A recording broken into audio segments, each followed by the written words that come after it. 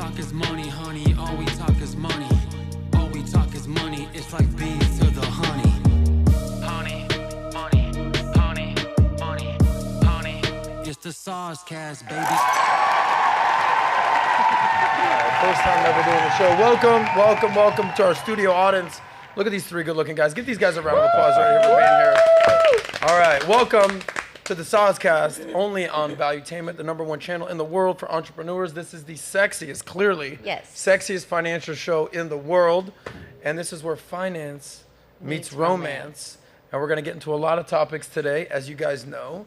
My name is Adam Sosnick. This is the SOSCAST. You can call me Soz, along with my lovely co-host and our friends today. Yes. We have one goal, we have one objective, we have one main purpose, and that is to make sure that you guys out there get paid, laid, and do it your way. This is what we do around here. So before we meet our lovely guests and our main guest, one just don't mess with that dude type of dude. Looks like that dude. Let's discuss some of the topics we're going to be getting into today so everyone's familiar with what's going on. Obviously, there's going to be a backdrop of money and everything that kind of comes with that, relationships, since this is where finance meets romance. But we're going to have this conversation. So one of the most famous rugby players in the world admits to having sex with 3 women a day. Do you attribute that? What? That's what we need. There we go. So does that attribute it to status? Is that attributed to money? Is that attributed to looks? We'll have that conversation. And why women, what'd you say? Or cardio. Or cardio, no doubt.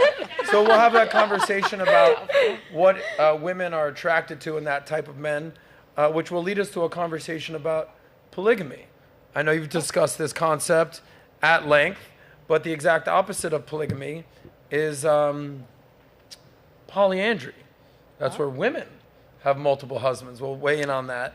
Well, the opposite of polygyny is polyandry. Is that how you say it, polygyny? Polygamy is just everything, like everything under the umbrella. And then a specific type, when a man has multiple women, is polygyny. Polygyny. Polyandry is a woman having multiple men. Guys, this is why we bring experts like Mike Rashid on this subject to correct me. Yeah. I got trouble keeping one. I like you, Mike. Stop sucking up to the guest, Matt. Relax. Pump your brakes. So we'll have that conversation. And then we'll also have a conversation about, are there rules to the game of dating the highest of status men, Hollywood A-listers? Are some women willing to basically put their ego aside and be the #2 or the +1 to a man like that? Or maybe even to a great police officer type of guy. We know about that situation, so we'll have that conversation. We're going to get Mike's advice to young men out there getting their shit together. We'll talk about one of the more famous TikTok influencers losing his virginity and how it went down an incredible way. You still got to lose yours, but I'm rooting for you. There's a lot of guys in the chat out there. And then, of course, we're going to bring up everything that's going on with Logan Paul, Nina Agdal, Dylan Dennis, Andrew Tate weighed in on this. Jake Paul's has some things to say. Mike Rashid has some things to say about Jake Paul. I got lectured at the lunch we were at the other day by Nina Agdal's ex-business manager, who's a good friend of mine. She's like, you used to be friends with Nina. Why don't you have her back? I'm like, that was 10 years ago that I was friends with Nina. You know whose back I have? The audience's back. So that's why I'm bringing the subject up. So she might not be happy that I'm talking about Nina, but you know who else is talking about Nina and Jake? Everyone. Or Logan? Everyone in the world. Yeah. So, I don't even know. you don't even know who they are? Who's Nina? Nina is Logan Paul's fiance. Well, that's great. It's amazing that you don't know who I know these people Logan. are. I know of. It's fine, Jamie. I don't either. All right. Well, with that being said, those are some of the topics we're getting to today. And of course, we're going to infuse some money and finance into all this fun stuff because money does make the world go around. We got Natalia right here. We got Malik out there. Malik the on the freak. 1s and 2s. But, you know, you'll get some camera time. Just shoot, baby. With that being said, let's meet our amazing panel of guests. We got Mike Rashid in the house, internationally known on the microphone. Don't mess with this dude. There it is. He lives like a lion, right? That's true. Without Very even true. trying. Very true. And he keeps the ladies crying when they leave. And sometimes I flow. Fitness guru, all around badass dude. Ladies man. He's that type of dude that men want to be like and ladies want to be with? I'm just hyping you up just because I know it when I see it. I appreciate you. That's right. Yes, sir. What's new, bars. brother? You got bars too. Thank you, brother. Man, just staying busy. Just my current businesses, just working on scaling them and being, when I start a business, I'm always thinking about the exit, right? So working on one in particular right now, 9-figure exit. We Wow. Yeah, we're getting ready for that. But other than that, just scaling, building. I'm traveling a lot, right? Excuse me. I'm doing a lot of speaking all over the world. Tomorrow I leave and I speak in LA, and then I hop on a red eye to Panama. I have something going on in Panama City. So it's just staying on top of everything. You know what I'm saying? What are the main businesses that you're focusing on now? My main business is the Ambrosia Collective. That's my supplement company, in which we have the number one plant-based protein in the country, which is major. So just did a deal with Sprouts, working on Whole Foods now, and it's a lot to manage and stay on top of. So, it's interesting. We started that business with like 30 grand, right? It's just small, and it's grown so big, and it's like multiple businesses in one business now. So, it's a huge learning curve.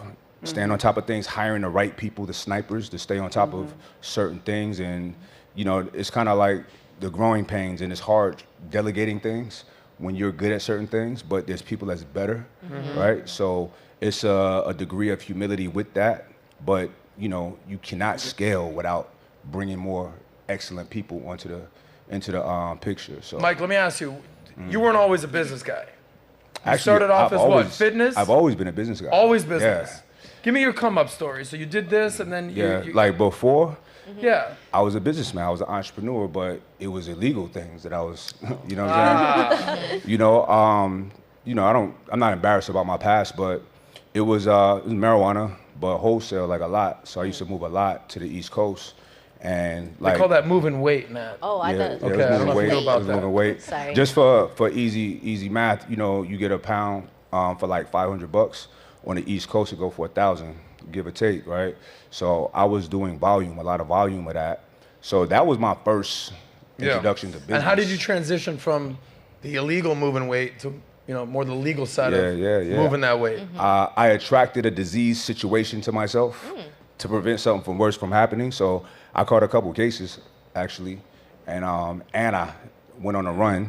So I was a fugitive for like 7 years. So during that time, it was like a grace period for me to prove to myself whether I'm a good person or not, because they were trying to give me a lot of time.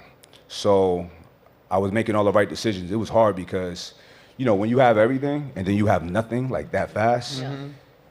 My father always said this. He said, listen, son, we are people of character, and character is developed or shown when things are hard. When your back's against the wall, how you gonna act, how you gonna treat people. So always put a smile on your face.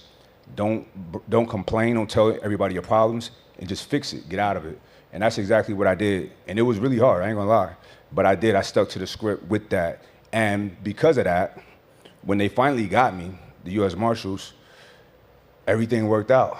Everything worked out. I hired a really good attorney. I beat the cases, and I'm free. You know what I'm saying? And I started my legal businesses while I was a fugitive, so it's kind of ironic. Yeah. You gotta have that transition. Hey, listen. So it was. They say that tough times don't last, but tough people do. That's a fact. That's a fact. That's where you're at. All right, last question before we meet the ladies: relationship status. I mean, you're all over the world, internationally known on the microphone. One girl, two girl, all girls. Where are you at relationship-wise these days? Listen, excuse me. I typically practice polygyny in my romantic affairs. After my last relationship, I was like, I don't know if I want to do that right now anymore. However, as time went on, and I was healed after that, because I was like, I don't like breakups. You know what I mean? Who does? I date with the intentions of marrying. I don't really just date just to date. I don't hang out with girls just to hang out. So if I'm sharing my time and space with somebody, it's in my mind that this is going to go all the way. So that kind of like, left me a little jaded for a hot second, but then I shook out of that. And yeah, I'm open to a polygynous situation. I'm open to a monogamous situation with the right person, but that's not something I'm going to just take off the table because someone's not familiar with it, right? Because, you know, we could talk about this later, but monogamy doesn't work for most people. I mean, we live in what's considered a monogamous society, but, you know, here in America, most marriages, which are fake monogamous, end in divorce. 50%. Yeah. Yeah, so something's not working. However, there's places where monogamy and polygamy is interchangeable, where they don't have high divorce rates at all. It's not part of the culture, right? But it also has a lot to do with why people get married, why people choose to be with each other. I think love is a decision, who It you is, choose absolutely. to love. People just go with straight feelings, and that's just not wise. You know what I mean?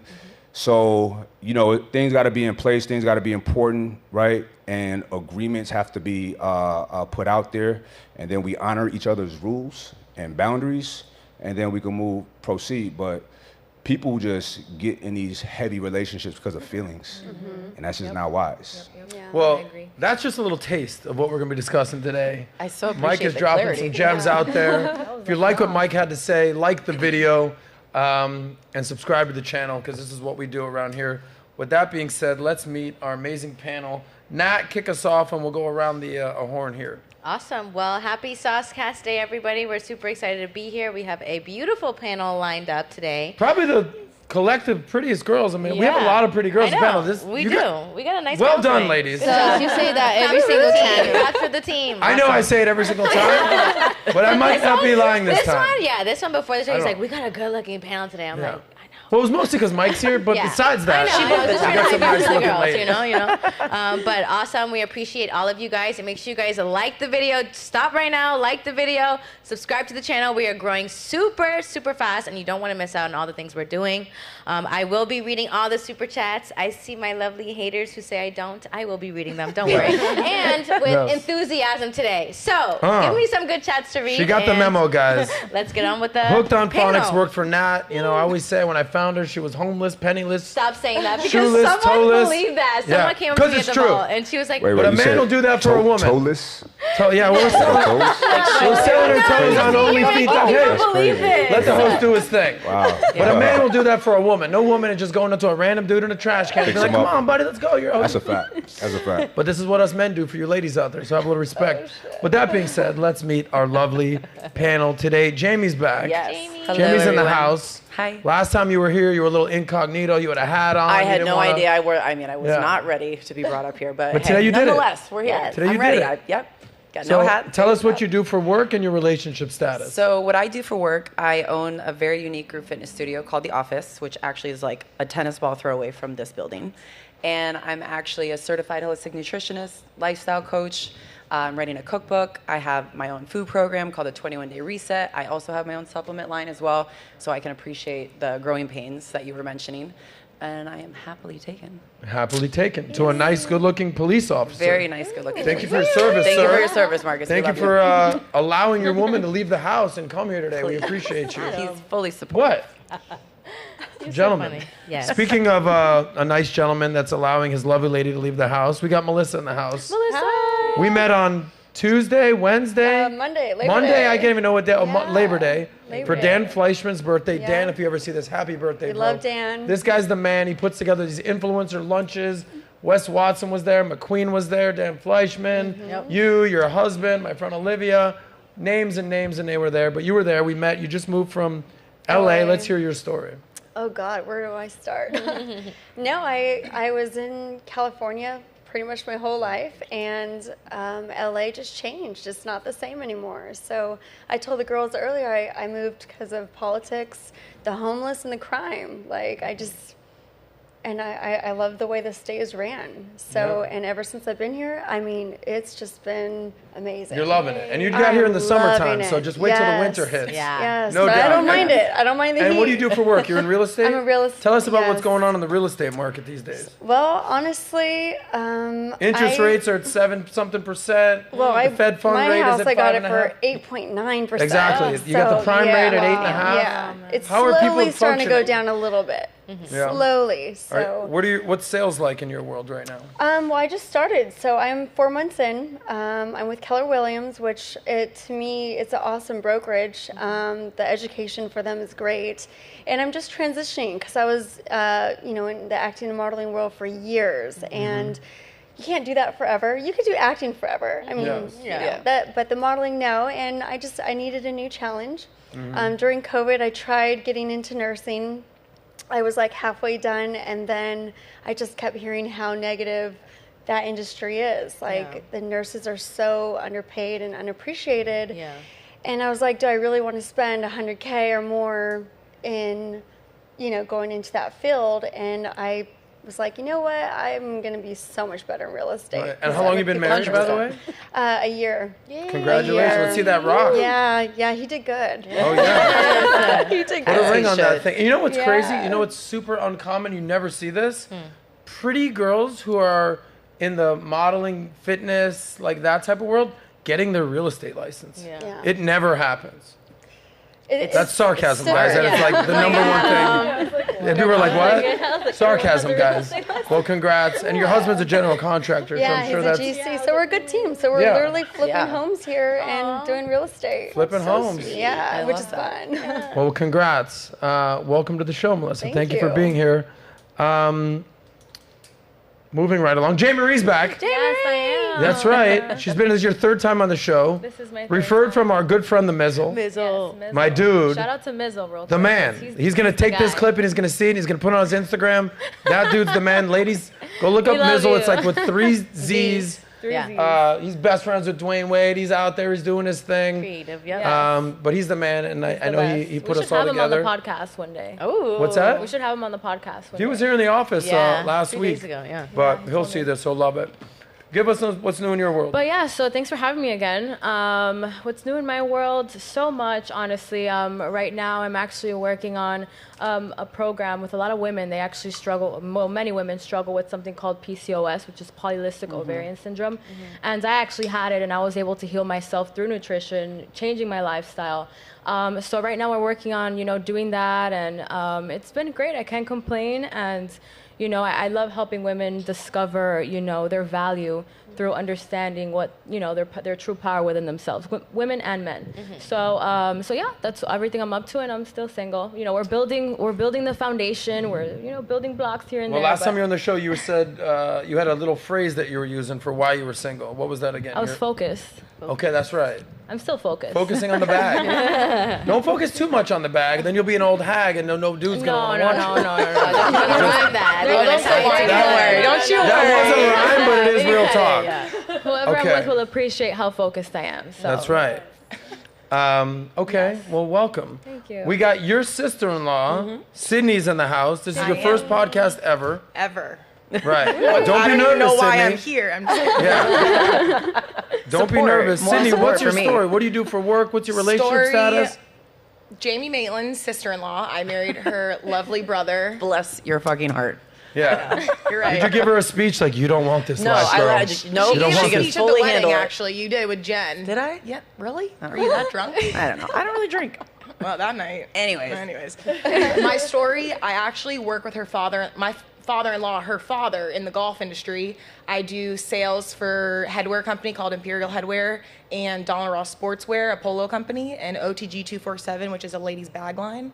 So I basically sell as an independent rep to golf and country clubs throughout South and West Florida. Nice. How long have you been married? 4 years, dating 8. Yeah. It's great. Dating 8. They're perfect. Yeah. Perfect. Awesome. You condone this? I absolutely tell her. So at the wedding, was she not gonna make it in this family. at the wedding? Is she all drunk? She's like, we're gonna be sisters now. No, by we're then gonna be she's best like, friends. we were already best friends. Okay, got it. It worked out well. Yes. All right. Well, Everyone's you're a hallelujah. podcast virgin. Speaking of podcast virgins, we got Kara in the house. Kara. We're popping both your guys' podcast cherries today. Hey. Don't get creeped out, guys. This is what's that?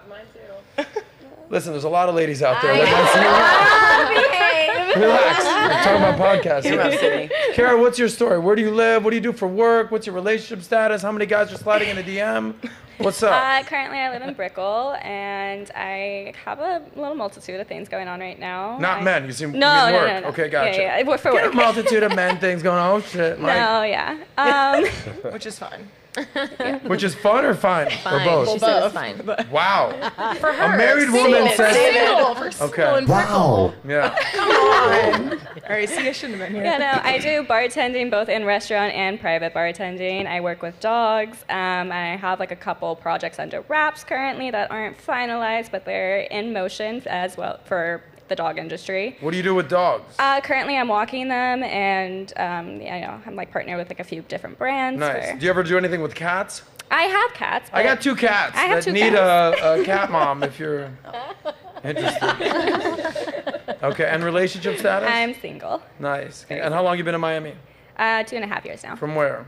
From California. Nice. Oh, California. Dude, Cali, New York, the whole world is moving here. J. Marie, you grew up in Miami or what? No, I grew up in New York.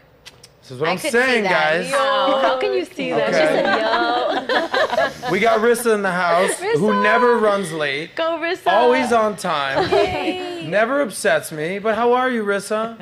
I don't usually upset you, Adam. You know that. Okay. I'm not nearly as argumentative as some of the last girls you That's had on true. here. That is true. That one girl that was That's sitting because right I know how to next you. submit like a good woman. That's right. Look what we're teaching these ladies out there. What's new in your world?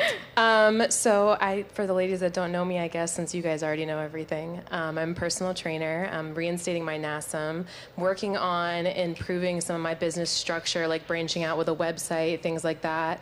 I also am in the middle of getting my CWC, which is Certified Wellness Coach, and then I will graduate in May with my Health Education and Behavioral Specialist degree from University of Florida. So that's what I'm working on. And you're also a hot cougar that's dating a younger man. Oh, here we go. I knew this was going to come back to me, Adam. Well, this is a dating show. So. Yes, I am dating Yeah, a younger man. teaching that It's young man fantastic. lessons. No, actually, he teaches me some too. If I Really? can't respect him, I wouldn't be with him. So let's be real. There you go. Why are you smiling, Malik? I was just laughing. Malik had this, like, you blushing back there, Malik? Something I don't know? Malik's like, I like that. He's like, I like that. Malik just said, ha ha ha, nah. He's like, let me All right, find one. well, welcome back, Rissa. Thank you. Okay, and last but not least, who what I would say is consistently has the best attitude on the show. She's the sweetest yet craziest girl I know. Maria. Maria's here. Maria, how you been? Where you been? How's your summer? It's been a couple months since I've seen you. Bro, it's doing amazing. So right now working, I'm also a personal trainer, and right now I'm writing a book for women's mostly. I love when you say women's. Forget about the women. The women's. Women. Yes. I always have I'm a that woman's problem. man, just so you know. I always have that problem. So it's called Confident Reflection. So it's for females to improve their self-esteem with their relationship with foods, and it's doing amazing. It's like a small book. It's like just a guide for them. I put there like tips of what it helped me for them, so probably it will help them as well. Mhm. And it's doing great. And who are you Working dating with these Celsius. days? Wow. I'm still single. Still single? Yes. You're looking for a man or a woman's? A man. Okay, just But checking. a man. A man's man. A How would man. you- I don't want a man. No. How would you define, how would you define a man's man?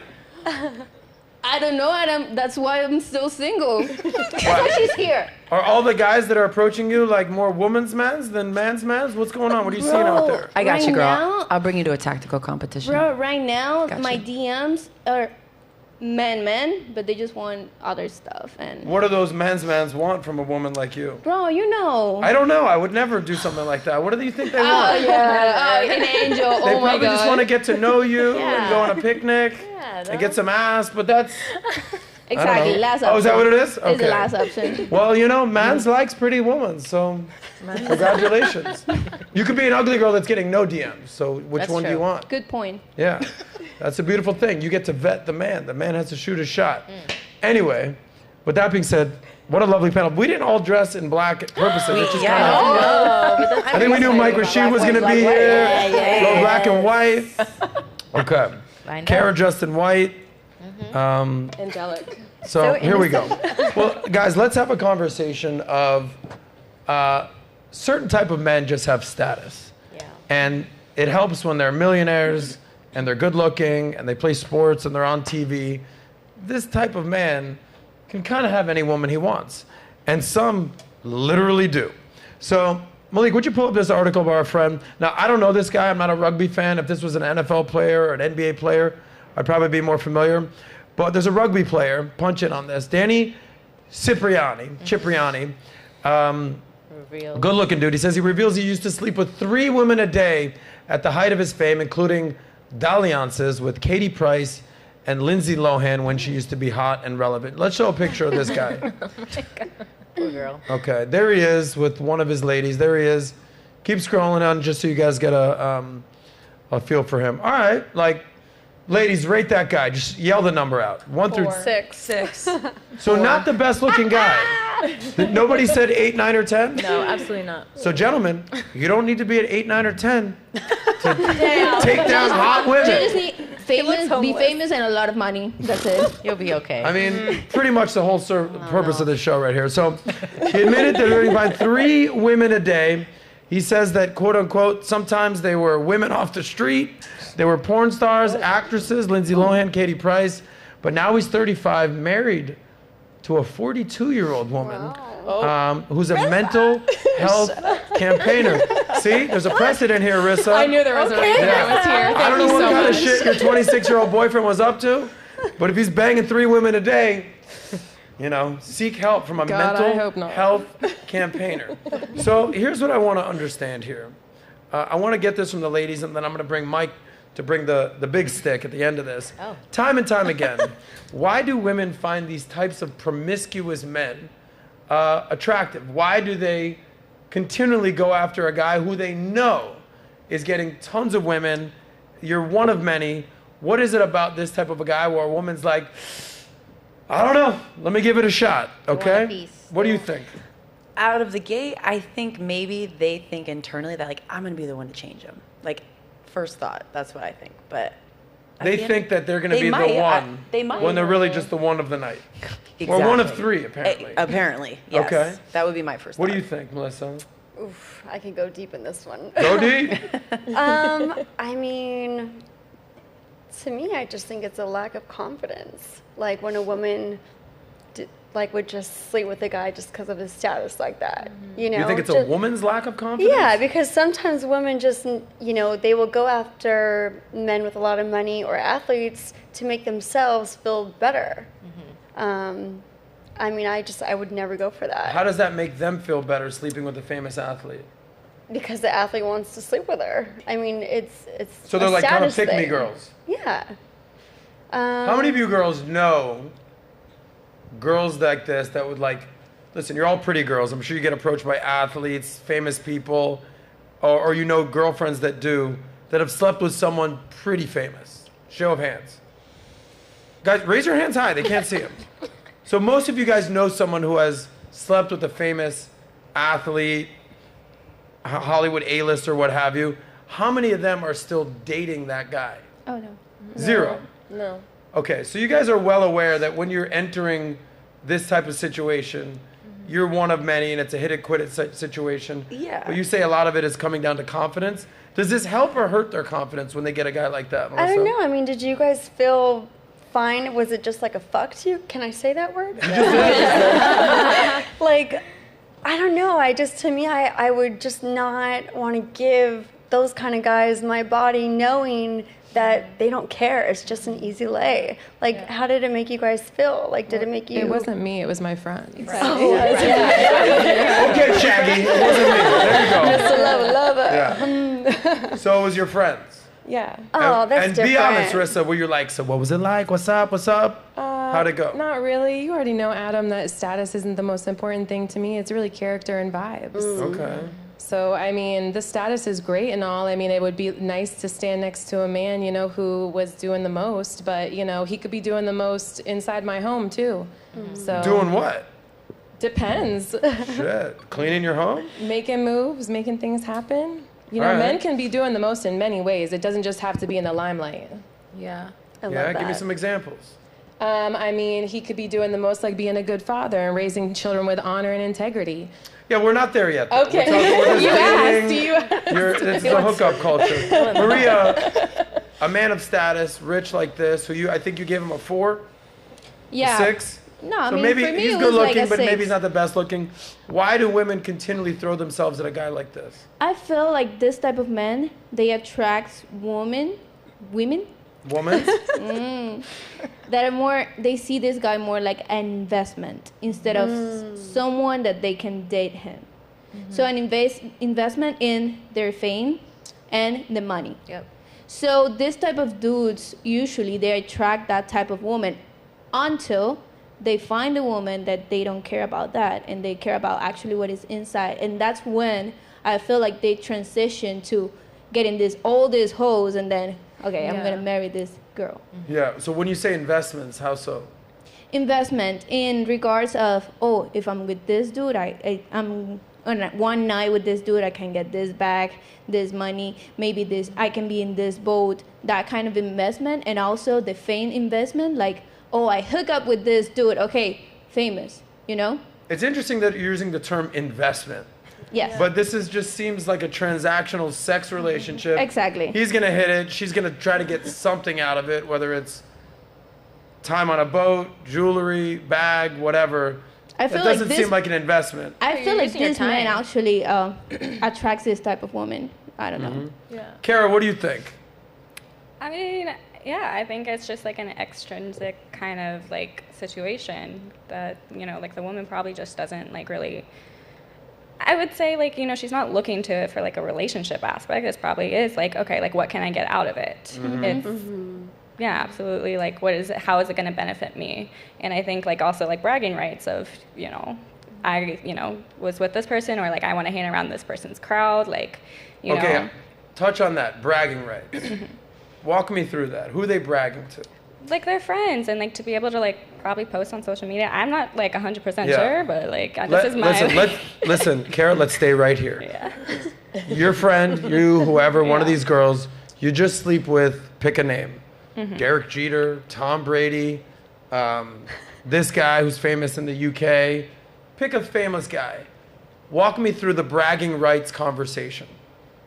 I mean, yeah, it would just be like, oh, like, you know, I slept with him and now he's like messaging me, or, you know, like I get, he wants to do this for me. Because a lot of it is like a lot of talk. Like they get, because these men, they talk more than they act. And so the women take like the talk and they're like, oh, he's going to do this, he's going to do that. But, you know, and then. And do you think the guy is lying to her? Usually. Is he lying to her after he already got some?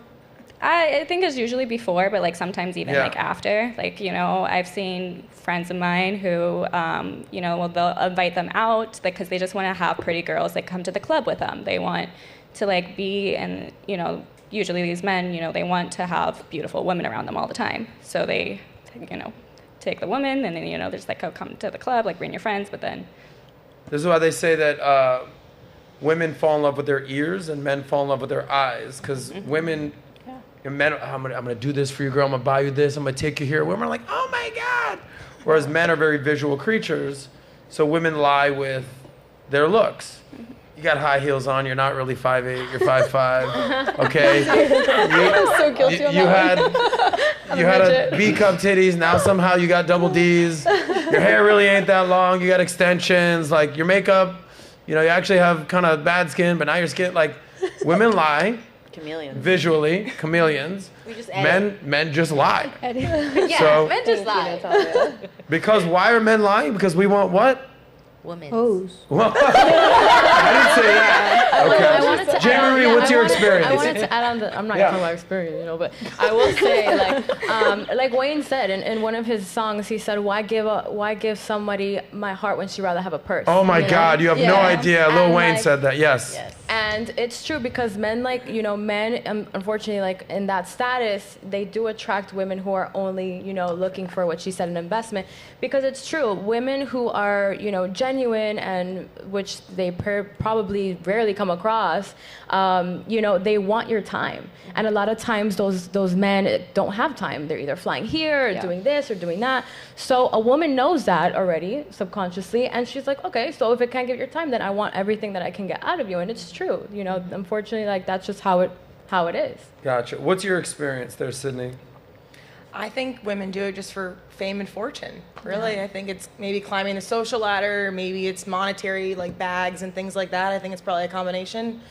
I don't know. I'm no real experience in that, but that's. You're not going to say that in front of your sister-in-law, that's for sure. I would never. I mean, I think that's really the caveat of it all.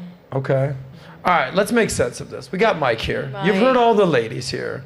So this dude's banging 3 chicks a day. You've heard all the ladies kind of weigh in on why they're doing it, status, bragging rights. You know, some ladies wouldn't do it. Some ladies are going to lie in front of their sister-in-law. You know. What's your take on this whole situation, Mike Rashid?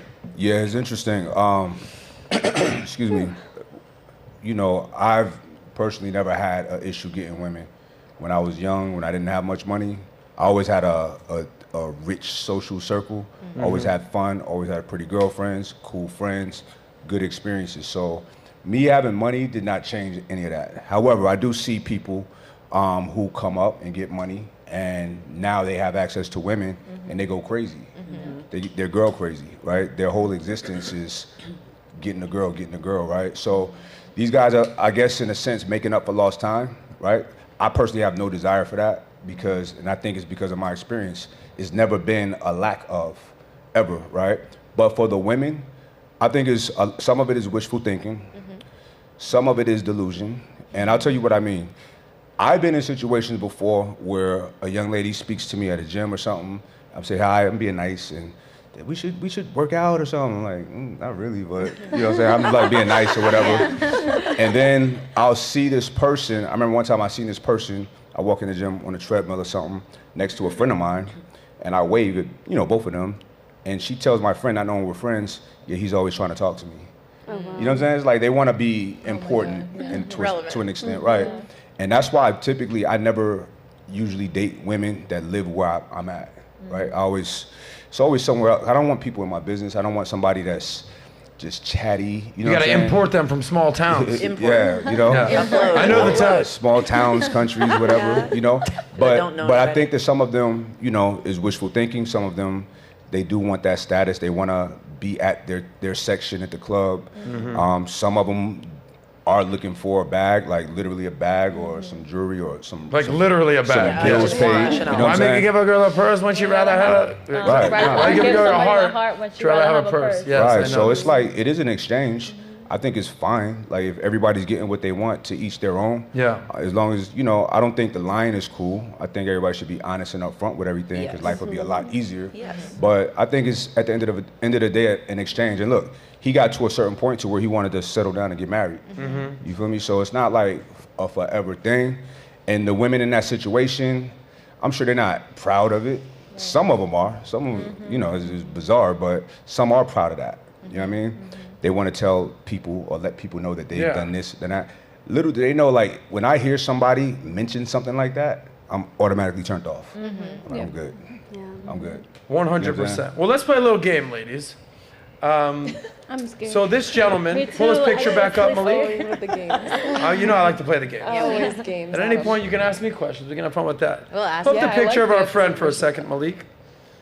So here's this gentleman. Scroll down. Maybe there's a picture of him on the pitch.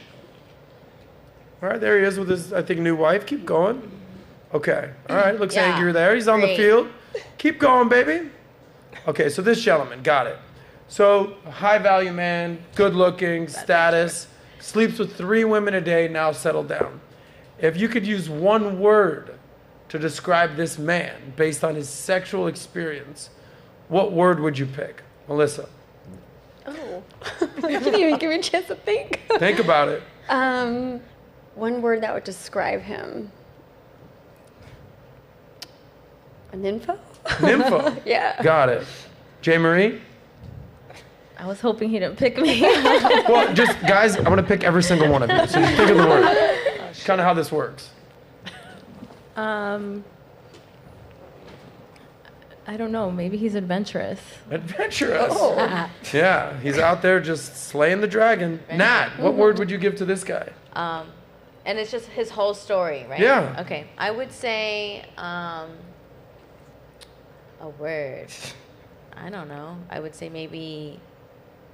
Well, he's married now, so he's loyal to one person. So maybe. All right, moving on. We're looking for one word. An epiphany. He's busy. He's busy. He's busy. Very busy. Okay, so you're giving him an epiphany? Exhausted. Exhausted. That's a lot. That's a good one. Okay. I'm winded out here, y'all. Okay. Who hasn't gone yet? Kara. Oh, God. Indecisive, I guess. Indecisive. I like that. All right. Go ahead, Rissa. I mean, all I really thought when you said the 3 women a day thing was diseases. The STD. That's really all I thought. Maria, what would you give him? Non-self-respect. No self-respect? Wow. You don't think he has self-respect? No. Yeah. Interesting. All right, Mike, you've heard what the ladies had to say. What words would you give this guy? Honest Honest. with himself. That's Wow. true. Listen, here's the thing. He has the means to live that life, right? Yeah. Most do not. A lot of people want to live that life, right? Just to keep it 100. And he's articulating his feelings and his drive. And listen, when a man does not fully tap into who he is, his creativity, his flow, everything is kind of clinked up like a water hose. It's not straight, right? There's water's coming out, but not fully. When a man is suppressing his desires, because look, men have desires like women have desires. Our desires are different. You know, men and women are not the same. And at a certain age, man, we have like, it's like just we're horny a But I lot. desires are don't think different it's than 3 anything girls crazy. in the same day. But if everybody is okay with it, what's the problem? These girls know exactly what they were walking know, into yeah. when they were going to his I think- house. yeah, I don't Look, think I it's a would big say a deal. guy like that is a freaking stud with a sex addiction problem. That's like kind of how I'd put it. But what's 3 a the- day. Some people What's like a sex that, though. addiction? It's- All right. Yeah. If it's not interfering with his work, with his normal life, is it an addiction or is it just he's getting the opportunity to do what he wants Look, to do? more power to you, buddy. If you ever see this, buddy, like, good work. I know guys, let's just say public figures, sports guys, big time names, like you would know the names, that have dabbled in this type of activity. Right. There is a sense of, like, there's one buddy that I call 2 to 10. Because he'll bang if you're 2, he'll bang if you're 10. So at what point are you being a little bit more selective of who you're inviting into your bed? Now listen, for a guy like that, young, stud, money, dude, do you. Wrap it up, have the time of your life, homie. But I've seen it before. It becomes like, all right, bro, like, all right, dude, like, it's 2 in the morning, it's 2 a.m., we're out the club. Let's go, boom. I'm like, dude, that girl's a psychopath. Like, what are you doing, bro? Like, it becomes a lifestyle that if you're doing 3 a day and you've only done 1 today, or God forbid 0, it's like, you and you, let's go. We're going. And these girls are like, okay. And like, it just becomes part of your repertoire. And that can be a downfall for some of these guys. Because, listen, as you know, Mike, 1 girl, she's going to have some drama in your life. 2 girls, headache. 3 girls a day? Buddy, you are fucking off the walls dealing with batshit crazy women. I mean, that's on him welcoming that energy, though, into his life. So True. like, that's on that person at the end So of the day. I would say he's a stud. And exhausted. And exhausted with sex addiction and Busy, likely an exhausted STD. stud. All right, ladies, since we're on this game, picture this. He had sex with Lindsay Lohan, let's say. So let's just use her for the sake of this conversation, okay? Doesn't have to be Lindsay Lohan, but just let's use her as sort of a metaphor for this next question. So imagine it's Lindsay Lohan, and she admits, yeah, I was getting 3 dudes a day, okay? So this guy, stud, exhausted, STD, indecisive, all that. So now it's Lindsay Lohan, or a, pretty girl, a famous girl, what have you. What word would you use to describe her? Okay? What you got, Kara? Still indecisive. Indecisive? That's the one word? I guess, Okay, yeah. Sydney? I mean, she's definitely exhausted. Definitely exhausted. That's a nice way to put it. Maria? Low self-respect. Non-self-respect. Low self-respect. Got it. What do you think, Rissa? I feel like if everybody's okay with it and it's like a polygamous relationship, it's different. No. than she's There's having no 3 a polygamous day. relationship. Yeah. She's just getting dick down 3 times a day. Lindsay Lohan.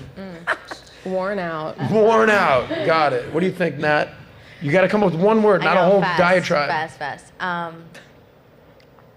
Unsatisfied. Moving on. Okay, yeah. You have to give me Unsatisfied. that last second. No. Just do it. Exactly. Thank you. What do you think? I think Jamie? open. Open. Open. Yeah, okay. Yeah, that's one way to put it. Yeah. I'm sorry, I need to Something got opened up, all right. She's honest. She doesn't care. Jim Marie, what do you think? I'm gonna say she's adventurous because that's crazy. What do you think, Melissa? Talented. Oh my God. Interesting. All right, now for the real answer. Mike, what would you call a girl who's getting dick down 3 times a day? Extremely high mileage. Yes. High mile. Okay. What would you call her? What would you call him? Well, it's interesting that you asked me. Thank you, guys. You guys are like, she's exhausted, she's open, she's Let's go, talented, whatever it was. One word. That to me One word. is a hoe. Okay, guys? 3 letters, 1 word, 1 blowhand. There's a big difference, I think. Push back all you want for a dude 100%. Who makes his way in this world, becomes a stud, famous athlete, and he is exploring his options, versus a chick with that exact same mentality. I know you guys are being a little more PG-13. She's adventurous. She's confused, unsatisfied. That's some hoe-ass shit. Can I explain why? Yes. Y'all understand why? Yes. No, they don't, Mike, because they would have said hoe if they did. That's a fact. So a woman is the gateway to sex. Y'all are the gatekeepers, all right? We don't live in a rape culture, so for the most part. So it's hard for men to get a woman to have sex, right? So once a man gets to that status and he's able to do it, I mean, he's indulging. Women, is very easy for y'all to get sex. It's extremely easy. Even unattractive women can get a decent looking guy. You know what I'm saying? So like he said, his homie got money, got status, probably a decent looking dude. Yeah. And he'll take down a two, which is crazy, right?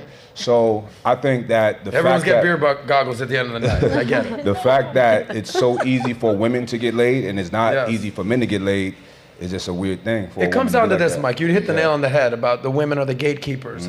So we've all heard this story before. I'll say it again. So what's a key that can open up any lock? That's a master key. What's a lock that can get opened up by any key? It's just a shitty lock. Yeah. So understand there is a difference between a man and a woman having sex. So you're all beautiful women. Okay, let's use Melissa for a second. Let's just pretend you weren't married. If you went out to any bar, any club, and you went up to any man and you're like, hey, what's up? What are you up to tonight? He'd be like, oh shit, what's up, girl? How you doing? Hey, you want to get out of here? You want to go? He'll be like, yeah, cool. He'll be with buddies, he'll be with friends. He's like, I'm out. Peace. Bang, he's out.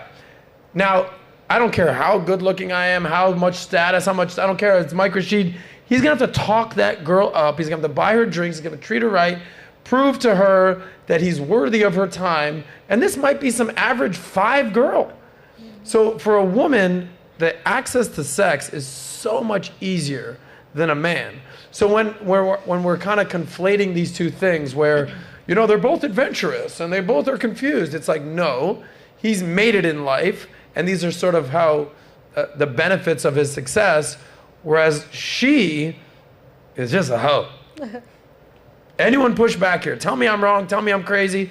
Tell me it's a double standard. Go ahead. I mean, men sleeping around. Of course. Now you want to talk. Okay. So I think just sleeping in general. Yeah. I think just sleeping around in general like deems you as like hoe activities. Let's be honest. You're opening your body to someone else. Why do you think you bring a hoe to a hotel? Exactly. There you go. Sure. But I think just in general, you doing that kind of deems you as like hoe activities. Now, does it look different if you're a female or a male? Yes, it's very different if you're doing that as a female or a male. But in my opinion, I think it's hoe activities in the male's side of things and female side of things because you're letting somebody in like your internal. It's not just like hanging out. Like, what's up, buddy? And thank you for highlighting that. I'm not even joking right now. Yes. Okay. This is going to be a little crude, so let me not use the word. Typically with a male-female relationship, one is doing the effing and one is getting effed. One is going inside someone. What? It's a little invasive. I know, but we're all grown-ups here now. We've all had sex. Okay. Earmuffs. So there's a difference, like the invasiveness versus, for sure, you know, that whole thing. Is that true, Mike? It's still a private part you're covering. I'm sorry. Okay, listen, just call the girl a hoe, Nat, and we can move on. Well, it's hoe activities. Either way. That's true. Society. I would say this. A man that does all this, pimp, stud, what's up, Poppy? A girl who does that is, oh, it's just different standards. You might say that's double standards. I can't believe it. Can we use McQueen's word? A prostitute? Oh, he said all women are prostitutes, but that's his words, not mine. Yes. Okay, thank you for that conversation, guys. Let's move on. So, Mike Rashid. Yes, sir. You've spoken highly about polygamy, and you're going to correct me with the words. It's polygamy. Yeah. Polygyny. Polygyny. Yeah. You know, I just moved to America, Bobby. I just learned how to speak English. But there's polygamy, there's polygyny, there's polyandry, polyamorous. So let's have a conversation about that. These words that, I can't read. and then there's this other word that I think is a very weird word. What is that word? Monogamy. Monogamy, very weird. I don't know. I never heard of that. It's weird. I'm kidding, of course. So you've spoken highly about polygamy. One of your biggest viewed videos, you talk about it when I think the definition is where a man marries multiple women, or you said that a man can be in love with multiple women, or anyone, you can be in love with multiple people. So I guess for a man out there, it's funny, we did the big event with Fresh and Fit, right? It was a live event. You were here, you were in the back. That was awesome. Oh, yeah. And I asked the men out there, I said, how many of you guys want to have multiple wives or be in an open relationship where you have multiple, and half the room was up like that. I was like, wow. And it was shocking to me. Wow. Thank you. Because some men are not even capable of holding down one dope hot chick, right? So where do you stand on all this? Who even qualifies for multiple women? And I'm not talking about in the Middle East where it's normal, or in Utah where it's Mormon. I'm just talking normal U.S. civilian life. What's your experience? Yeah, well, you're right. So a man has to be qualified. First of all, a man has to be qualified for a woman, right? Women are powerful. Like, there's a lot, it's a culture out there right now that really shits on women, and I think it's goofy. They trying to like, and you know, people will call me simp right now, but they wouldn't say that to my face. So fashion. No, they will not. So that's right. But a lot of dudes will utilize things to make themselves more powerful than a woman. But no, it's almost like a 1-to-1 ratio when you factor in the joy that a woman brings to a man's life, right? You having a solid woman at home, and your home is a home. You know what I'm saying? I've had cribs before with no curtains, no couch. Like I got a TV everywhere, but no couch. You know what I'm saying? Like I'm not that guy, right? And we're not. Like men are not. We don't have the qualities that women have, and vice versa. So we need each other. It's no men versus women type of energy. So I always, and when I'm speaking to my community, I'm always telling them when they want to ask me about girls, this, and the third, I'm like, no. Leave them alone. You're not ready, right? First of all, women mature a lot faster than us, right? Yes. A 22-year-old woman is a woman. 22-year-old male is a boy, right? Correct. So it takes us longer to acquire the resources and the characteristics that a woman is attracted to, right? A man to have like, you know, legit wisdom, discernment, security, finances, things of that nature. It takes us longer to get that. We're not born with these things. We have to acquire these things over time. A woman, the things that we want in a woman, they're kind of born with, right?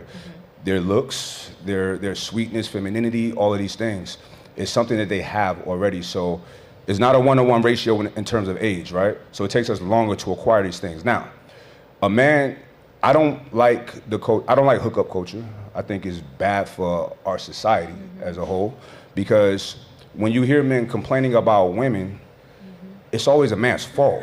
It's like, yeah, but I put everything on the father first, right? Father's like, listen, it's our job to make sure our daughters are protected, are well educated, have a high standard of things, right? And keep them off the pole first and foremost. Right, Yes. exactly. And keep them content, safe, and then when it's time for them to get married, I hand my daughter off to her husband, and a man that I've helped choose, and I know his family and the whole nine, right? And we're all a family. That's how it should be. But when we're just running through women like it's nothing, it's numbing them, like it's numbing us. It's bad for both of us, right? So I just don't believe in that. And I have to admit, when I was younger, I participated in that degeneracy, you know? But it never felt good to me, you know what I'm saying? And I had many times when I would feel like shit afterwards, just being honest. Yeah. Oh, yeah. Mike, how old are you? 46. 46? Yeah. shit, black don't crack. Damn. Okay. So why did you feel like shit after having because just casual sex? I would know that this. Malik, by the way, I text you. I know that she really likes me, and I have no feelings. You know what I mean? I might have feelings in the beginning, but then after it's complete, then I'm like, why are you here? Well, thank you for pointing this out. Yeah. Men are capable of having sex with a woman with zero emotional attachment. Yeah. What do you think about that girl? I don't know. She had some fat ass, big titties, whatever. I was drunk. Like, men can do that. Yeah. Are any of you ladies, like, or don't even answer about yourself, would you agree that women need to have a emotional connection with a man, respect a man, have feelings for a man, not just casual sex? Or are women capable of doing what men do? Anyone? I think women are absolutely capable. You think there's women that are capable of that? There's women that are. There's women that are. Okay, you just went to right to porn stars. I'm talking about average men. You go porn stars. Well, I don't know. So no, those girls are getting paid for that. That is a transactional relationship. I'm talking about average girls. Yes, there is. There is? Who said that? I Jay Marie. there is, yeah. Okay. Yeah. Explain, please. Okay. I think that, like, he was talking about the hookup culture, right? And why it's so bad for women and men. And I think that it's like muscle. The more you exercise it, the more you get used to it. And having sex like that does numb women as well. And women, they just get used to it and they just continue and continue. It's like it's just something that they continue to do, that they're used to. How many women do you know like this? I had a lot of clients that are like that. Okay. Yeah. And how old were they? They're young. How old? I would say from 22 and on, maybe even 18. And they just grew up with hookup culture. Sex is transactional, zero emotion. Zero emotion. Just like a dude. Yeah, just like a guy. Yeah. And this was not a thing, in the 80s, 90s, 2000s. It was not. How much has social media played into this? How much has the modern feminist movement played in this? Yeah, what do you think? I think the feminist movement has played a huge role into it. And women need strong men nowadays. We do need that strong man to come in and just look for something quality wise, right? And I think that especially with social media and that instant gratification, it's getting women used to that too. They want the likes, they want this. So social media has created narcissistic men and women as well because of how quick it is to get attention from somebody. Oh, this guy didn't work out. I don't want to deal with him. Instead of look within yourself, girlfriend, to see what you have inside of you that you need to fix and grow from. Screw that. I'm just gonna go to the next guy in the DM and see if he wants to take me to dinner. That's what social media has created, and everyone's so used to that instant gratification. I'll sleep with this one, I'll sleep with that one, and then you become, late 20s, early 30s, and you're like, why am I by myself? It's like you did not take the time to get with yourself, and become the woman you need to be so that you can give and nurture and care for the man that you're supposed to be with. Is it possible, ladies? So here's what's going on in society, what I'm learning, okay? Men have always had this instinctual hunter mentality, Look, at this point in my life, if a guy bragged to me, bro, I got this girl, it's like, dude, this was cool like 20 years ago when we were 20 to brag about the girls that you're with. As you grow up, you kind of want more quality than quantity. But there is an element of men to, at least when you're in your 20s for sure, to brag about the quantity. Dude, I did this and then I got this girl. Like, that's just like how dudes operate. Are women kind of doing the exact same thing? Like, I got this guy, I saw this one girl on TikTok that was basically like, I got 5 guys last night, bro. I got trained. It was awesome. Oh my God. Like bragging about it on camera. It's so sad. It's so sad. Is it? But this is sort of pervasive. Is this what you're saying? You're seeing out there? Yeah. Not necessarily the 5 guys in one night thing, but you see women bragging about the body count. They think it's something to brag about. see any of Honestly, this. if I hear that from a girl, I categorize you automatically. This is going on. what do you categorize her as? I categorize you as you don't take yourself serious. You don't value yourself, and a man can tell. It's like you could smell it. If a girl is either can take herself serious or not. It's something that you can see, your essence, how you walk into a room. You can see all of that. And unfortunately, it makes me sad because now men are so used to women like this, but it makes me sad that there's women who don't value themselves enough to at least put value in, be a woman. Gotcha. Well, they say that you can attain the man, ladies, but can you retain the man? So any girl, especially if you're hot, can get a guy to bang you for one night, but can you get the ring, like Melissa? Show the ring, just if you don't mind. So like the type of dude that you want, high value, good looking, status, money, good character man. Mike Rashid type of dude, he's not just wifing you up because you're hot and hoish. There's going to be a checklist of things he's going to look for if he's going to put a ring on it. Okay, and there's a big difference. And I think that's what a lot of ladies don't understand is, look, a guy will take you down, like my buddy 2 to 10, he'll take you down to Chinatown, okay? But he's not going to put a ring on it. So it's all, you have to ask yourself, who do you want to be?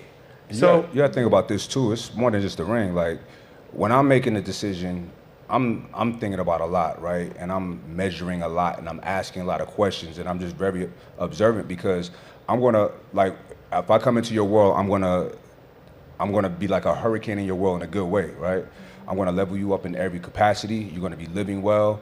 You have access to my social circle, my resources. You know what I'm saying? So I'm all in. So for me, it's a huge investment, right? It's not likely that I'm gonna meet a woman who has what I have and is willing to do what I'm gonna do. When I'm with somebody, I tell her like, yo, there's nobody that loves you as much as I do. Because nobody would do for you what I would do and what I can do. You know what I'm saying? So you have to put that in perspective. So women, and it's not even like just being a hoe, it's like having respect. Like talking to me with respect. Because I don't raise my voice at nobody. I don't talk disrespectfully to women. But sometimes when we're going through things and there's a disagreement and I'm correcting some actions or something like that, it doesn't feel good. So then you start snapping and, you know what I'm saying, doing all these things. And I'm like, we shouldn't do that. And if it persists, then I'm like, I'm not gonna deal with it. If it can't be fixed, I'm not gonna deal with it because I'm the type of person that if I have a deficiency in some capacity and you bring it to my attention, I'm gonna fix it, right? I'm not naive to like, I know I'm not perfect. Almost, but not 100%. let me ask you this, Mike. You always get better. You bring a girl into your world. Yeah. Hurricane Mike Rashid just showed up, y'all. Hurricane 5, boom, just changed your life. What do you expect from her? Meaning, I'm assuming you don't really need any money or her to contribute on any financial capacity whatsoever. She's good to go. You don't really quit your job, baby. You're with Hurricane Mike now. What are your expectations for her? What do you expect her? How does she need to act? What are you looking for? What does she need to bring to the table for a guy like you? Yeah, good question. It's very simple. Peace. All I want is peace. That's it.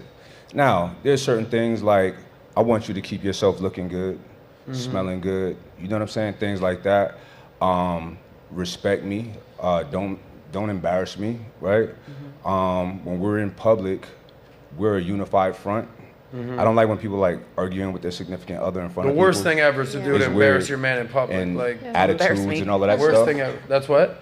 No, I was just, never mind, keep going. Having attitudes. Did you do that to your husband, to your boyfriend? Not at all. Okay, good girl. I literally had a flashback with my mom. Like, don't embarrass me, Jamie. I'm like, okay, mom. Like, when I was a kid, it was it's that part though. Don't embarrass me. Like, I'm not going to embarrass you. Yeah. So it's just having a degree of a high level of respect for me, which I'm going to have for you, right? And I'm down to do everything. You know, when I meet somebody and I like them, and we're getting to know each other, I'm putting notes of everything. How much your mortgage, shoe size, favorite song, like everything. I want to know everything, right? I have it. So, because I'm gonna come through and then once it's like, I've assessed that, she's the one, it's, the machine comes Hurricane. out, you know what I'm saying? So, but I didn't finish the question that you asked me about monogamy, polygamy, how a man has to be. Now, a man has to qualify himself just for one woman, right? You have to overly qualify yourself for two women, right? So, and here's the thing, like what I just said about even one, if I'm coming into your world, I'm like, if I like you and you like me and you're spending time with me, I'm flattered. I'm like, this is great. You know what I'm saying? Whenever I'm with somebody, I'm like, this is great. I enjoy everything about a woman, right? So with that being said, I want to exalt you. I want to take care of you. I want to like guide you. I want you to be proud of me, right? And I want to be proud of you. So I'm doing everything. I know it sounds like super romantic, but that's just how I think.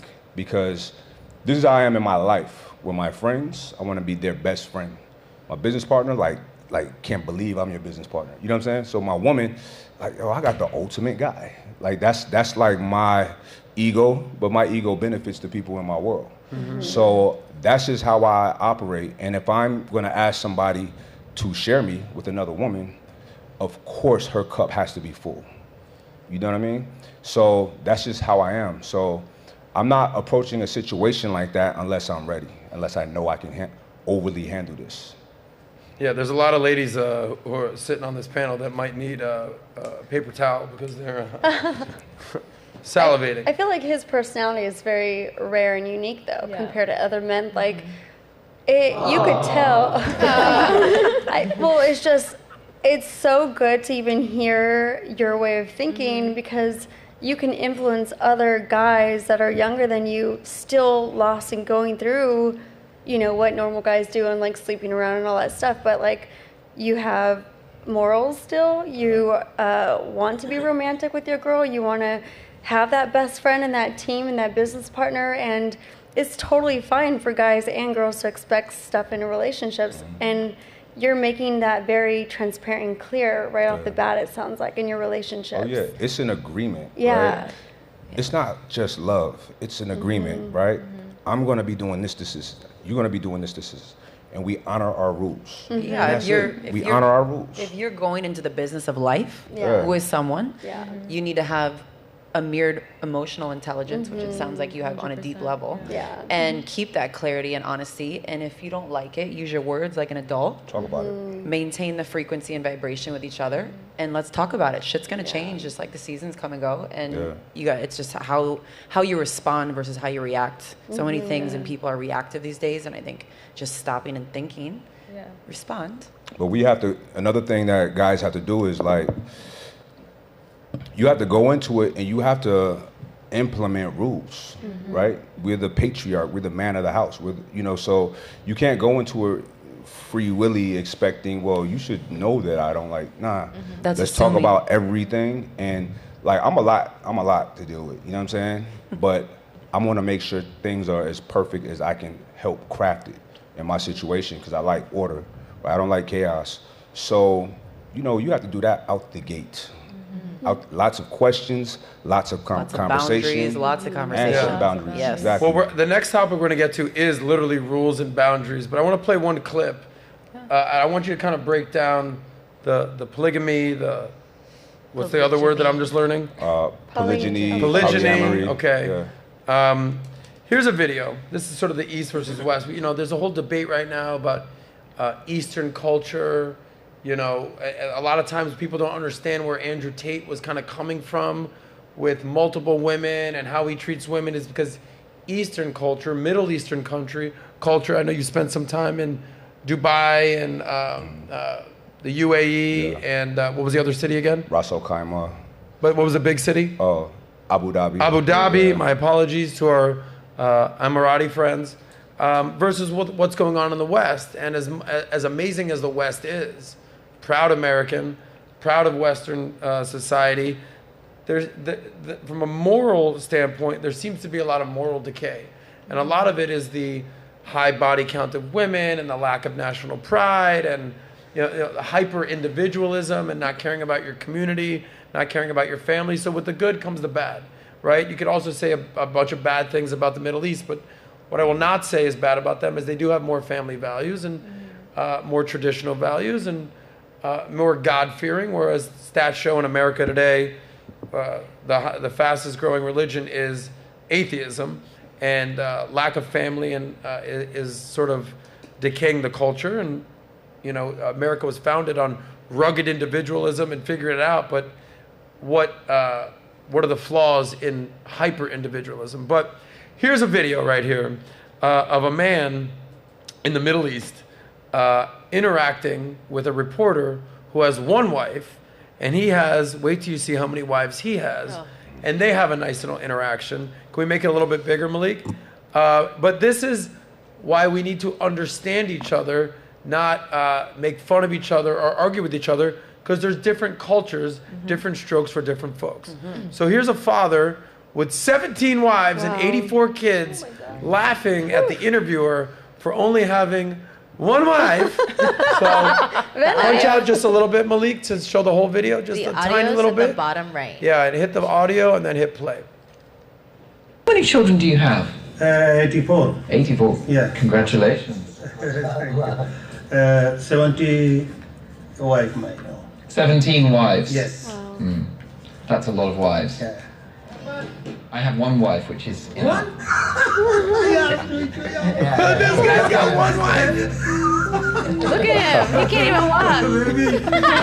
Exhausted. Yeah, he's exhausted. 17 wives. He can't even He's walk. exhausted, right? Sydney? So look, there's an example of two completely different cultures come together for an interview. This guy's got 17 wives, 84 kids. He finds this white guy with one wife. One wife! Oh my God! Like, it's just completely different cultures here. So, Mike, explain, I guess, just on a deeper level, the difference, because I don't think people are going to be marrying multiple wives in America anytime soon. Yeah. But the essence of what this conversation is. Well, first and foremost, you got to think about the region that he lives in. Right. And polygamy was never, it wasn't about like, oh, I just want a bunch of chicks, right? It's a couple things. One, it was a status thing to an extent, because you think about a community, a village, a kingdom, whatever. The men who are powerful, men who have resources, men who are educated, men who are warriors, they would deserve to populate their land with their seeds, because the men who didn't have any of these things, their children would be liabilities on their communities, right? They would be raised without fathers or without strong fathers, right? Whereas, let's say Genghis Khan back in the day, like, you know, he had thousands of children, but he was of resources, like to the highest degree. King Solomon, it's a lot of powerful men that had a lot of children, right? Now, a lot of that was, some of it was status. Also, some of it was like this. If we're at war, and you're my brother, you go to war, right? There's no cell phones back then. And you're not back in X amount of time, we have to assume the worst. So your wife and your children become my responsibility. See, that's how it is in different cultures and religions. And like, I'm a Muslim, and that's part of my culture. We're not leaving women out here to fend for themselves if something happens to their man, right? So there would be instances when a man's brother would take on his sister-in-law as a wife. And it wasn't like a freaky thing like that. It was about taking care. Somebody got to take care of this part of the family. So, and that's just what it is. Now, I've lived in the Middle East, and it's normal. It's normal, and everybody's fine, right? And people think that over here, they think women over there is like, you don't have rights. I'm like, yeah, they do. They have it made. They're cool with it. They have it made, right? They're shopping all day. They're walking around with their with servant behind them. You know what I'm saying? Like, they live a fly life. You know what I'm saying? So but they're one of how many?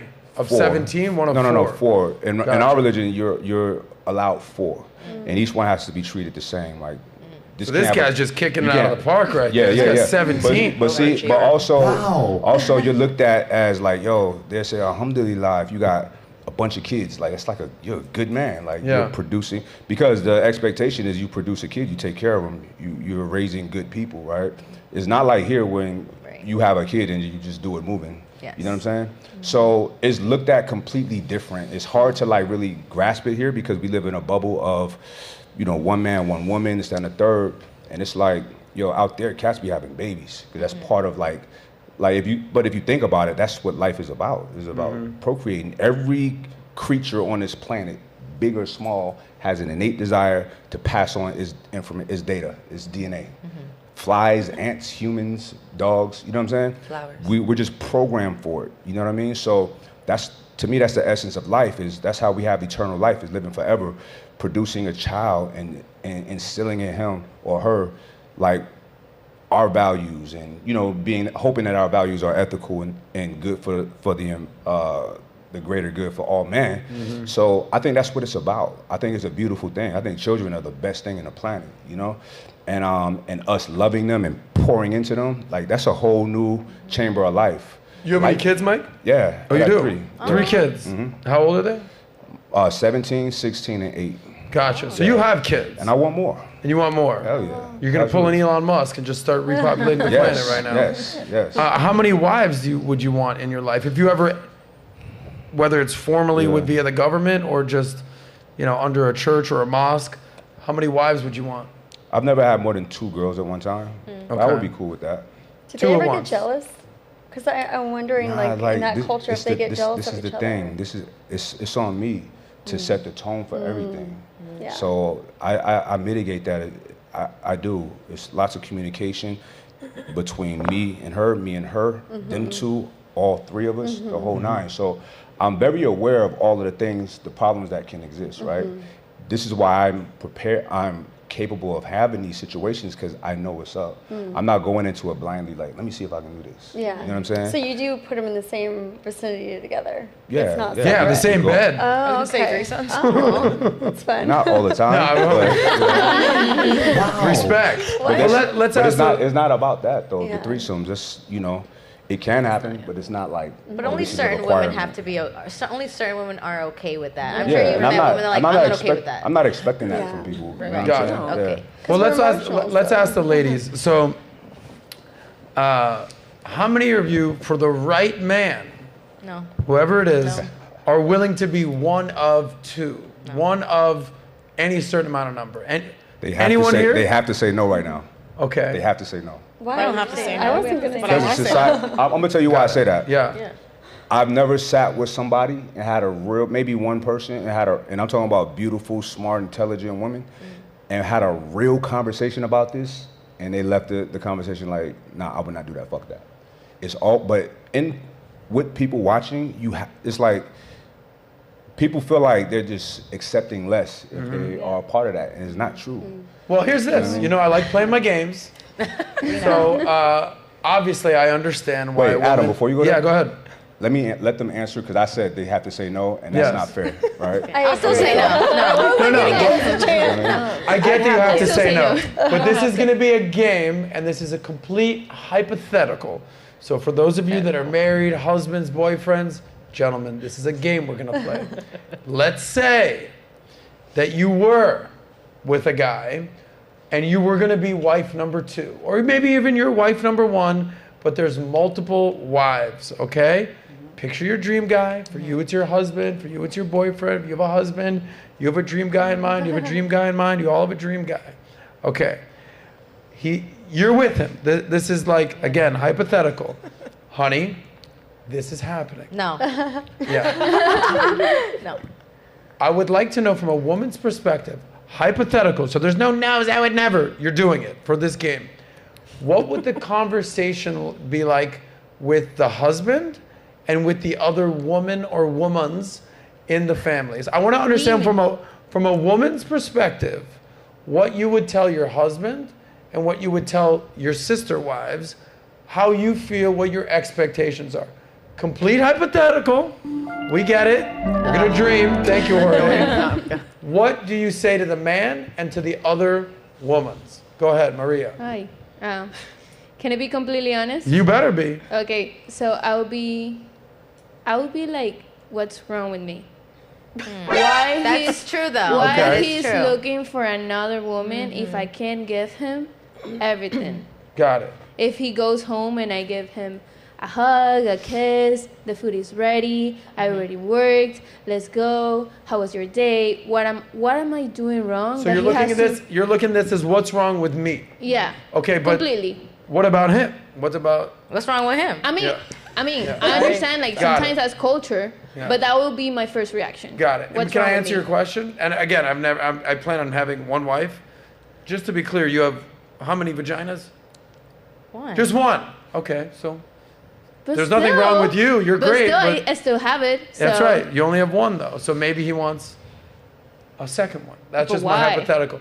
But why? Because Genghis Khan had 10,000 kids. So it's just part of our DNA. I got a question. Do y'all feel like men cheat a lot? Yeah. Yes. Oh, God, yeah. Okay. I'm going to leave it right there. Okay. We'll get back to that. Sure. Yeah. Okay. What would you say to your sister wives? Let's say you're wife number 1. Let's just for this game. You're wife number 1, but a new wife is coming in, or even 2 new wives. Oh my God. What would you say to your sister wives? Goodbye, I'm get out of here. You got it. No. Guys, for this game, you're staying in the house, you're staying married. It's very easy to say, I wouldn't do it, you're done that. Well, coming around. I want to hear the conversation you would have to the sister wives. It's just I can't imagine the conversation. You can't even do it? No, because I wouldn't do it. So if I wouldn't do it, like so you're not even willing to play the game? Would it be different if you were older? Probably, Okay. because I'm still young, though. But Okay. All right. I'm a baby. Okay. Rissa, I know what do you this is gonna say to your really surprise husband? What do you say to him? First of all, inshallah to you. Second of all, maybe we've had this conversation, me and my boyfriend, because we have very open and very communicative conversations because I'm aware that he's a man and I'm aware that he has desires. Now, would I maybe look at myself and say, is it me? Like, am I not providing him something? Because I feel both ways. I'm very in the gray about this. And I know that probably surprises you considering the past things that I've said. But the reason I'm in the gray is because I know men have desires. I know that maybe he wants to have this experience, or it's a part of his religion, a part of his culture. But at the same time, I don't really like it. But at the same time, if I'm with someone, should I respect that it's their wishes if there is a lot of communication? Exactly the same way that he said it. It can be no other way for me. Is it a possibility? Maybe. That's just how I feel about it. So the conversation I would have with him, and we already had the conversation. Boom. What do you say to your sister wives? If I had no other choice besides to have them be there? Correct. I'm wife number one, so understand that first. Okay, so you're territorial. Got And it. then after you understand that, then we can figure out where you stand in this situation. Gotcha. So you put yourself first, not the man first. I mean, I put him first, but he has to understand that I'm number one too, because otherwise, where's the balance in that? Because if I'm here being the ride or die for so long, and then all of a sudden you want to bring in this random, you know, not only do I want to approve of her because I don't want to be around a woman who doesn't respect herself or have certain levels of dignity, I don't want her to be around my children if she's not a certain type of woman. Well, you know, this our friend who has 17 wives. So for the sake of this game, let's say you were wife number 2, and that woman gives you that exact same speech. How would you respond? I would never be wife number 2. Okay. You guys do not like playing games here. This is a fictitious game. Kara, your husband, he says, honey, I love you. I also love this girl. We're going to start a family, all of us. We're going to have kids. What do you say to him? I mean, I would be mad because, like, I feel like that should have been, like, a discussion that we had at the beginning of the relationship. Like, if I'm not going to be your only one, because I'm only okay being the only one. I'm selfish. I don't like to share, you know? Like, She just got all head naughty on me. No, but, like, so, like, then why, like, would you waste my time? Because this is, like, what I desire, and if you desire something else, then, like, that's not my dream man. Like, it doesn't matter if you check all the other boxes. That's not what I want from my life. And so if he wants to be like, here's another woman I'm bringing in, I'll be like, okay, I'll give her like the checklist of like. Well, here's a question for you then. Would you rather be wife number 1 to an average dude, average, you know, average money, average looks, but you're the number 1, or wife number 2 to a billionaire and you're living an amazing life? What would you pick? Number 1, as long as my emotional needs come before anything else. Like, I want somebody who's gonna, you know, emotionally take care of me before like anything else. So if you were sister wife, what would you say to wife number 2? It's like, I just would not want to be. No. God, it's amazing. You can't even play a hypothetical game. It's not real life, guys. Sydney, dream with me for a second. I know you're married. Yes. But your husband, your husband, mine, comes to you and he says, Sydney, you know, I love you. No pressure. There is not your sister-in-law. No pressure at all, okay? But, you know, we're going to bring in another girl. Already in a polygamous you know, I love you, you know, but I've been doing the blonde thing for 10 years now. I can dye it. You still Okay. But, you know, maybe it's time for a brunette. You know, I'd still love you. How would you respond? I would respond horribly, first off. But I mean, like she was saying, I think that it's obviously a conversation to be had before you get married. But your initial question was about how you have the conversation with the husband or the other woman. And I think it comes back to the patriarch. I think that conversation needs to be had with him at the forefront and him starting the conversation with you or the other woman or both of you together, or however you even go about that situation. I don't think it starts with me as wife number 1 or 2 or whatever number I would be. I think it starts with the man trying to have this situation unfold with multiple people, personally. Patriarchy. Yes. Okay. Jay Marie, go crazy on me for a second. Just say it. Say it, Jay Marie. She's too stunned to speak. I can't. I don't want to do it. And honestly, I'd probably be like, all right, well, good luck. I'm out. I'm going to go find myself an average guy in the U.S. There it is. And like probably work for UPS and like it's okay, sweetheart, we can stay home. I'll cook for you, I'll give you a massage, and then I'll feel safe with somebody like that. Okay. You I'm know? sensing a pattern here, Mike. These girls don't want to even play a game. Melissa, your husband. Right until you said that. He's a good-looking dude. You know, you're a good-looking girl. You have this amazing life. But he says, honey, meet wife number 2. Hypothetically, how would you respond? Honestly, I don't have a huge problem with this because I used to do hair for years and I was like every guy's therapist. And it just seems like it's just the human nature that you guys could not just be satisfied with one pussy. I think that either the marriages get really sleepy and the guys get either bored with the girls or both people aren't putting in the effort in the marriage, so it goes to shit. For instance, if this was my, Brandon right now, and he had this conversation with me, I married him. If I'm still in the marriage, then I still fucking love you. So if he came to me in a very respectful and open and honest way and said, babe, I want another wife, in this marriage. I love him so much. He's such a good man. I married the right one. I will do it for him.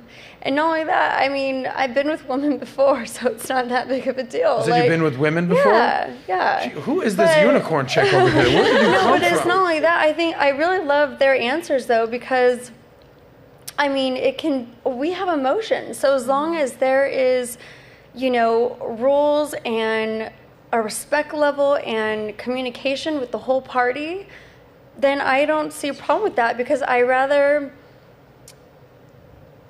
have my man happy than cheat on me behind my back. I rather bring in the girl, because I told him this before. I was like, babe, later on in our relationship, since we just got married, there's going to be a time where you're bored of my body, my looks, and my pussy.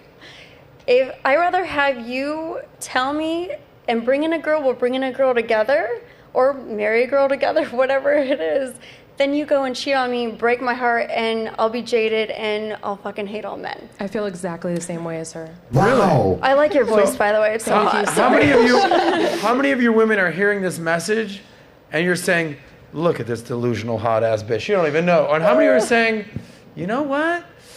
This pretty little thing over here with a ring on her finger might be on to something. What do you think, ladies? I don't want to share, but she's also right, so that's the thing. That's why I said I was in the gray about this, and that's why I said it has to be exactly the way that he said, otherwise it won't work. Maria, what do you think about what she said? I respect her opinion. Okay. Would you ever do that? I don't share it, but I respect it. Kara?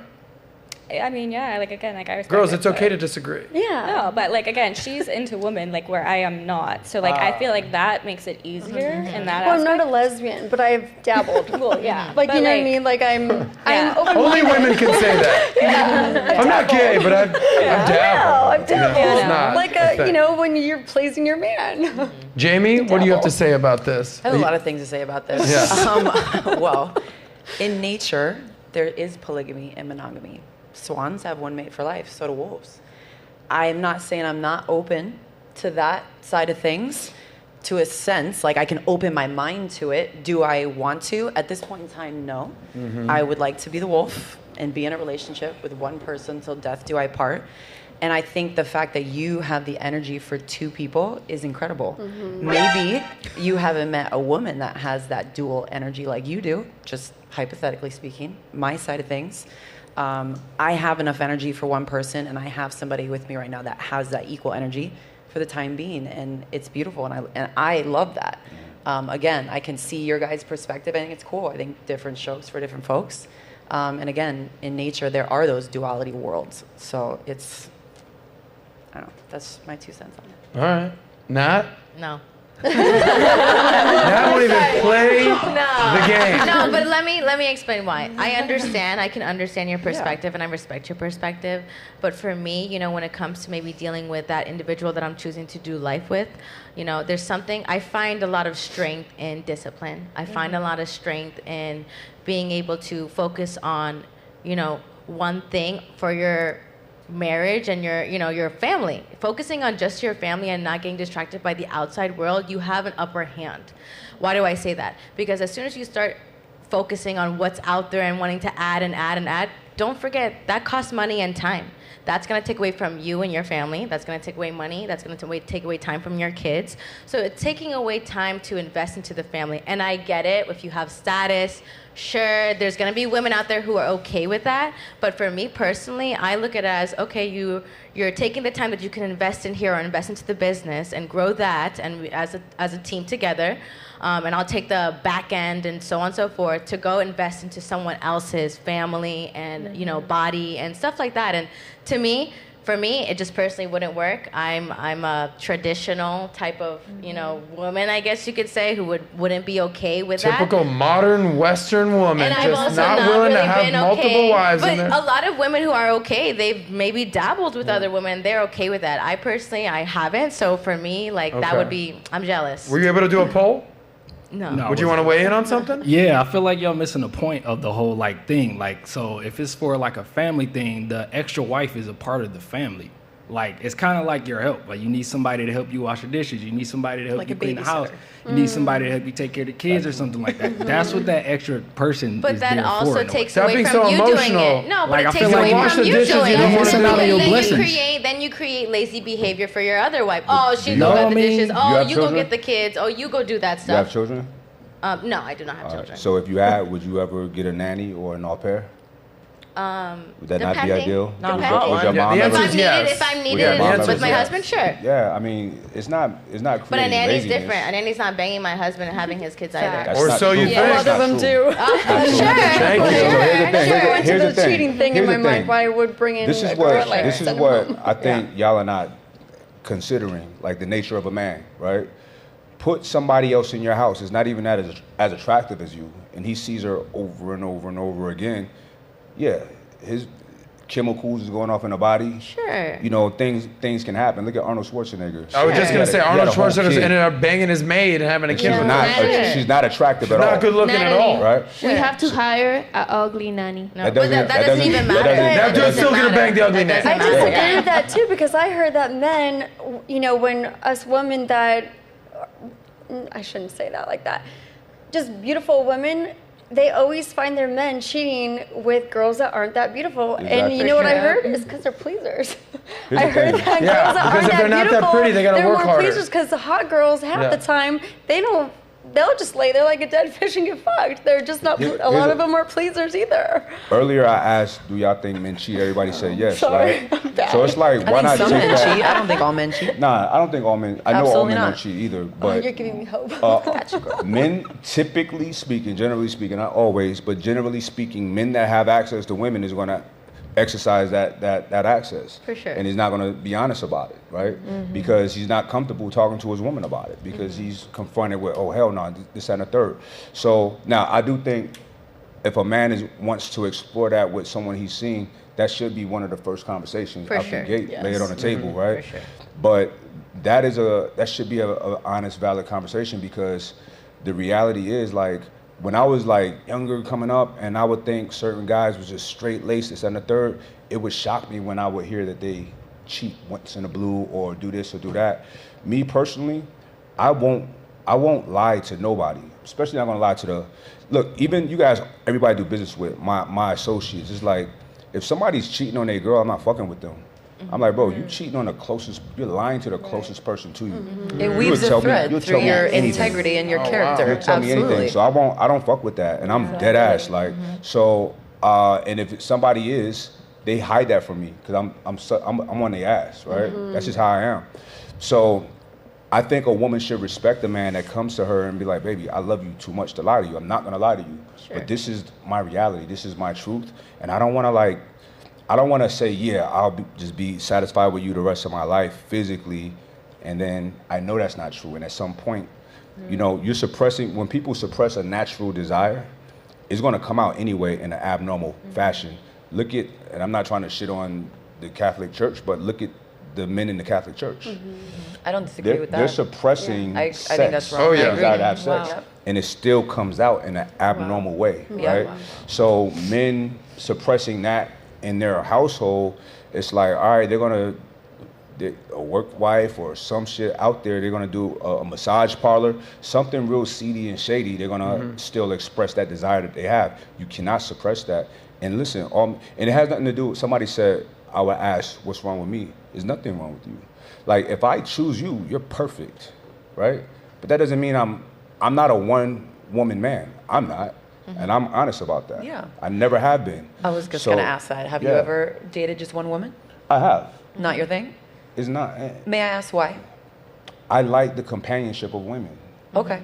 It's fun hanging out. We laying on the couch watching movies. It's just an no more than two, person. though, right? For me, yeah, 2. Okay. Right. I like it. It's just it's fun. We go out. Like, it's funny because women, when I'm out with 2 women, all eyes is on us. Sure. In a cool way, right? Sure. If I do a post or something, women are in my DMs like, what's up with y'all? You know what I'm saying? They're intrigued by it to an extent, right? Like, I'm dead ass. So I know that side of it, you know what I'm saying? The reality of it. Why are they intrigued? Excuse me? Why are they intrigued? I think it's a psychology with women when you see a man that's holding down, you know, a smart, beautiful, cool woman, right? It's an intrigue about that. But if there's 2, there's really an intrigue, right? I've even had, like, men uncomfortable around me. Look, this really happened one time. So I have a really close friend that's a woman I love dearly, and it's just my friend, right? And we do business together. I had 2 women at the time. I don't know what my friend would say in their household because she had a husband, but I think that he was a little insecure that I had 2 women, just on a sexual level, maybe a money level too, right? So one day I'm at his house and he just get real snappy, real weird with me, right? I'm like, what is this, Jealous? right? Yeah. And it's like he feel inadequate that he can't hold down 2 women, right? And like in every capacity, because it's got to be physical, it's got to be financial, it's got to be emotional, intelligence, the whole 9. It's not just physical, it's not just money, right? People get tired of that. So it's got to be the whole thing, and I can handle it fine, right? And perfect example, when I was with them, we went on like Fresh and Fit together, right?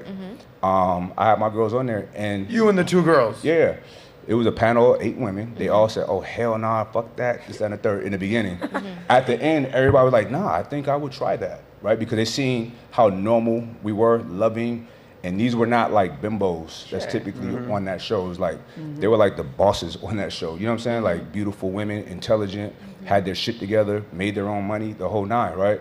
So when you by the way, some guys try to do that, do like what you're doing, right? Because I've seen you with those 2 girls, and well played, sir. Yes, sir. But sometimes I have to remind these guys who have 2 girls. I said, listen, buddy, 2 5s don't make a 10. That's a fact. Okay, so just because you got 2 girls doesn't mean that you got that really looks legit bad though. girls. That looks bad. It's like you got 2 sex slaves or Yeah. something. You know what I'm saying? Like weird. And I got these 2 4s. I got the Ocho going on here. By the way, one question, because I know we got to move on to the next subject, and we are kind of in the second half of the show. So if I'm abrupt, it's because I want to handle some topics. Ladies, quick question.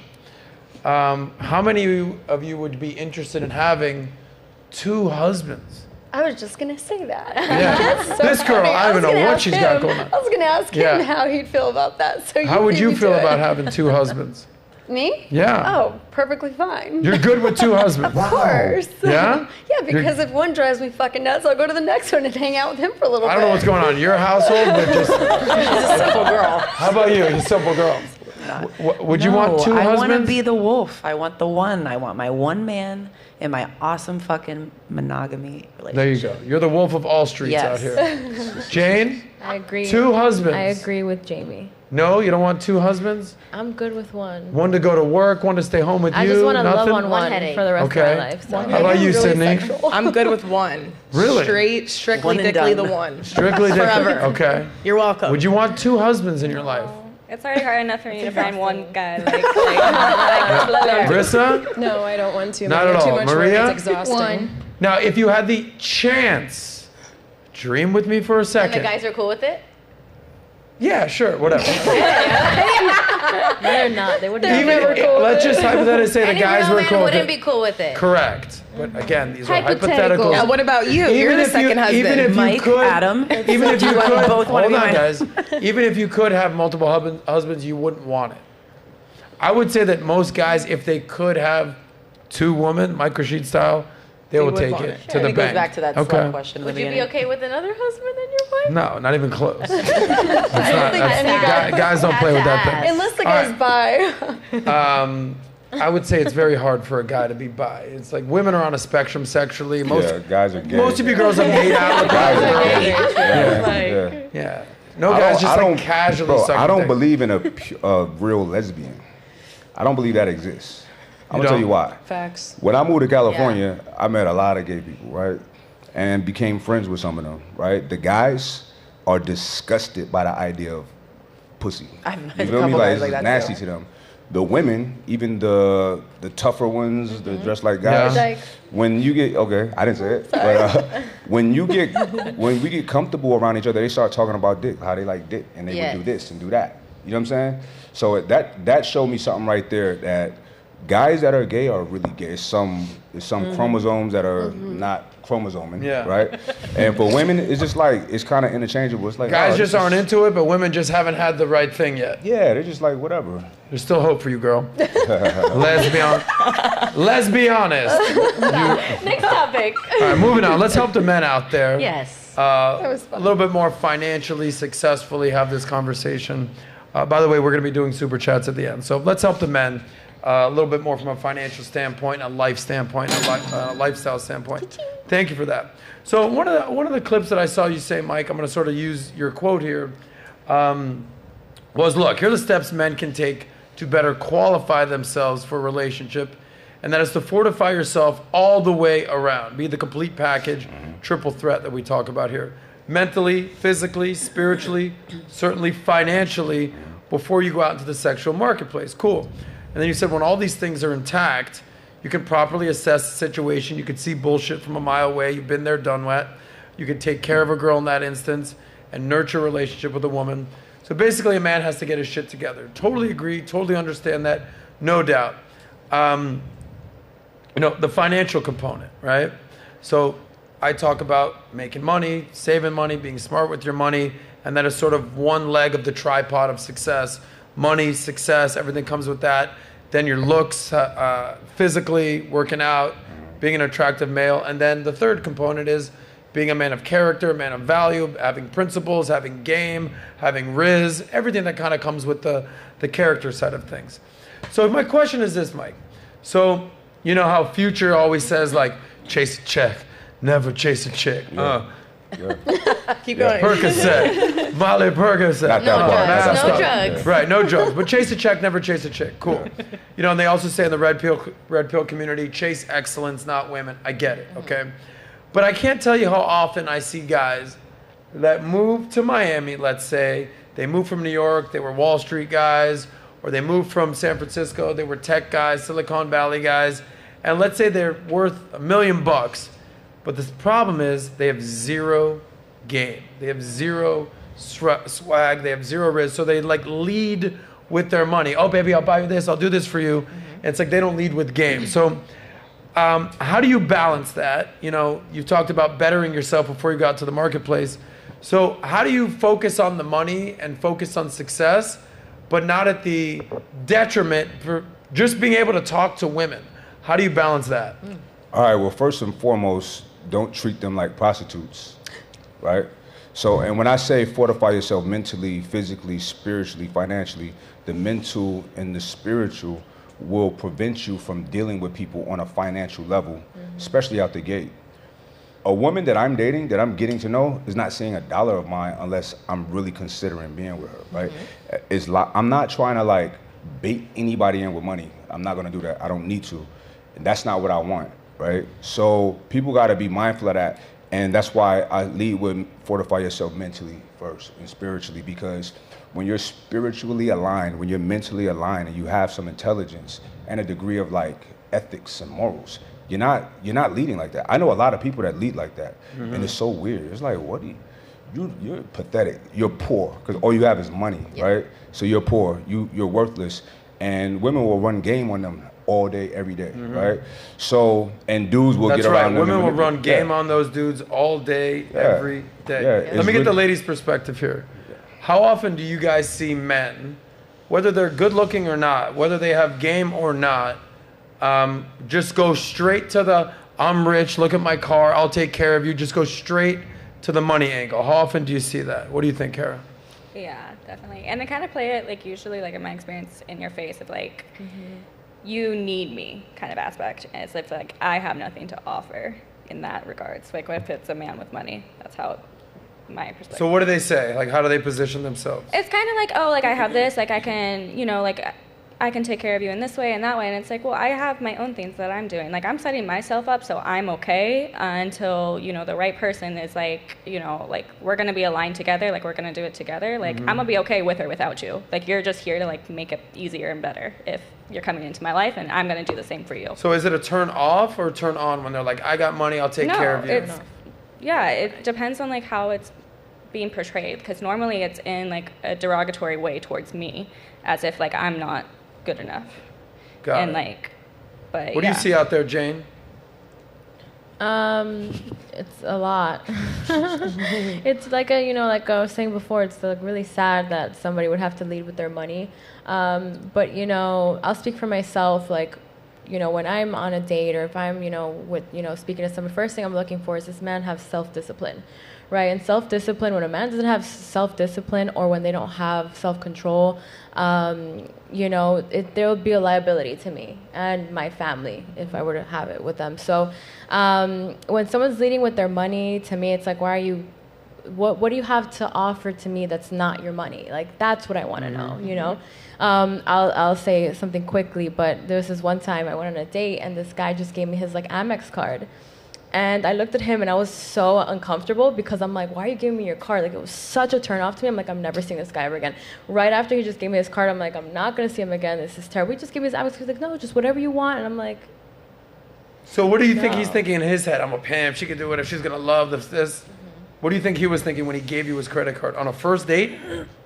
No, this was like a second date. Second date. What do you think he was thinking? Yeah, I don't think he had, and the first date was like some friends, so it wasn't really like a first date. But the second date, I realized, I was like, oh, this guy's kind of like a lame.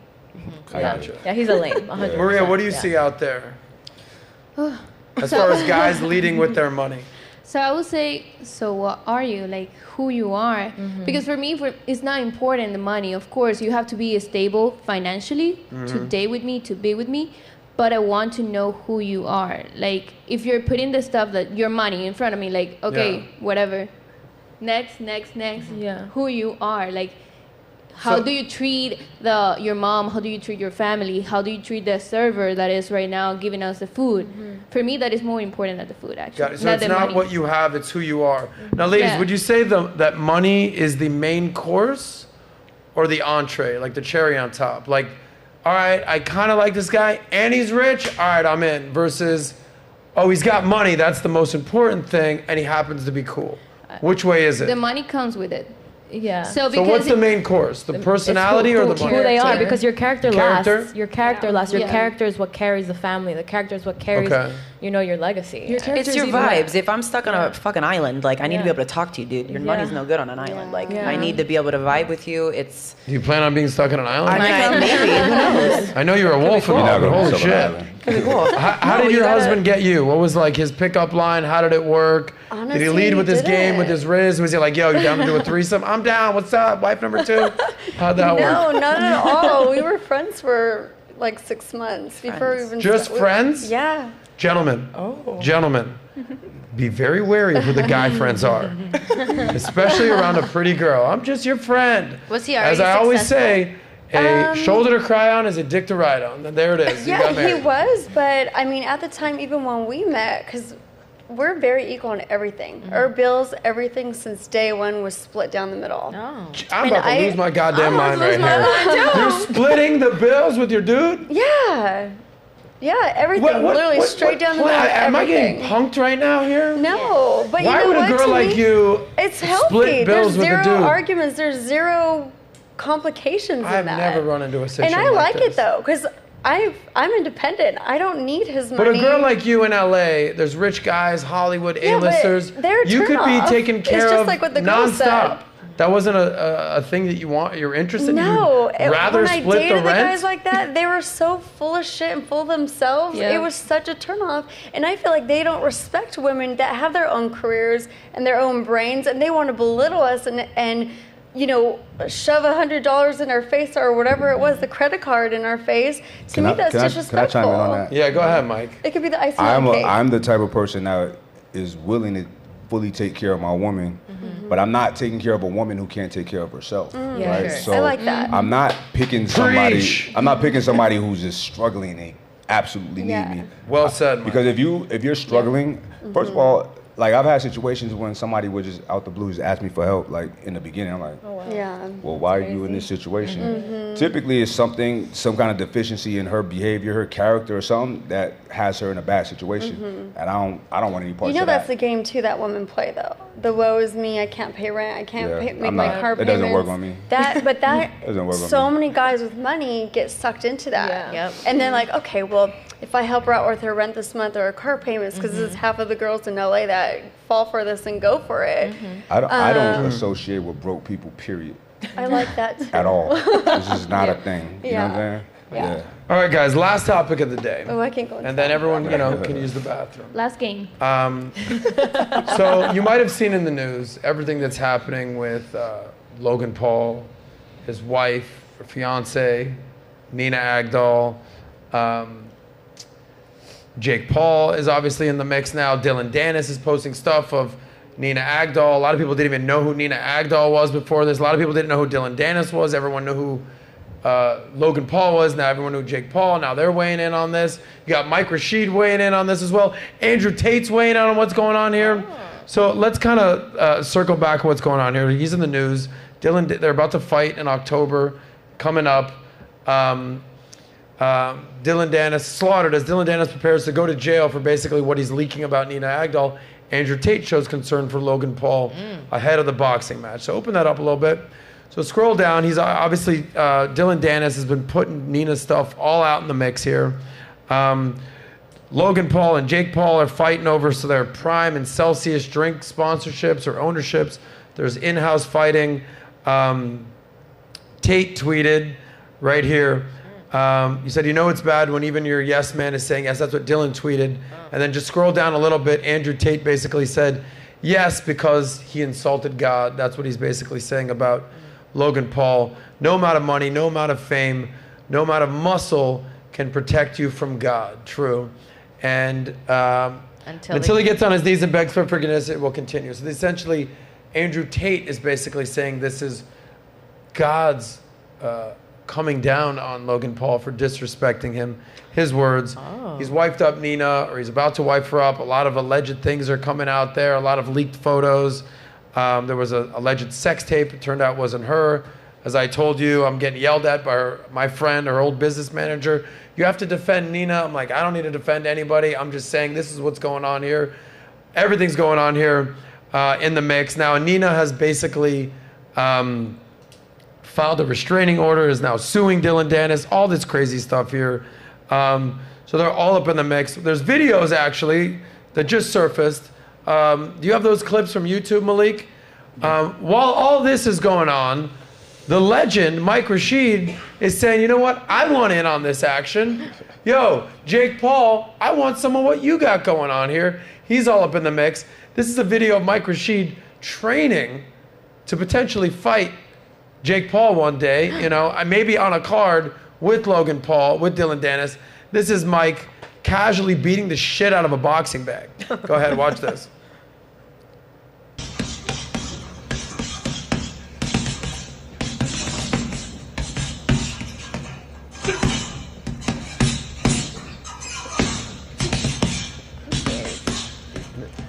Not scared over it. Scared.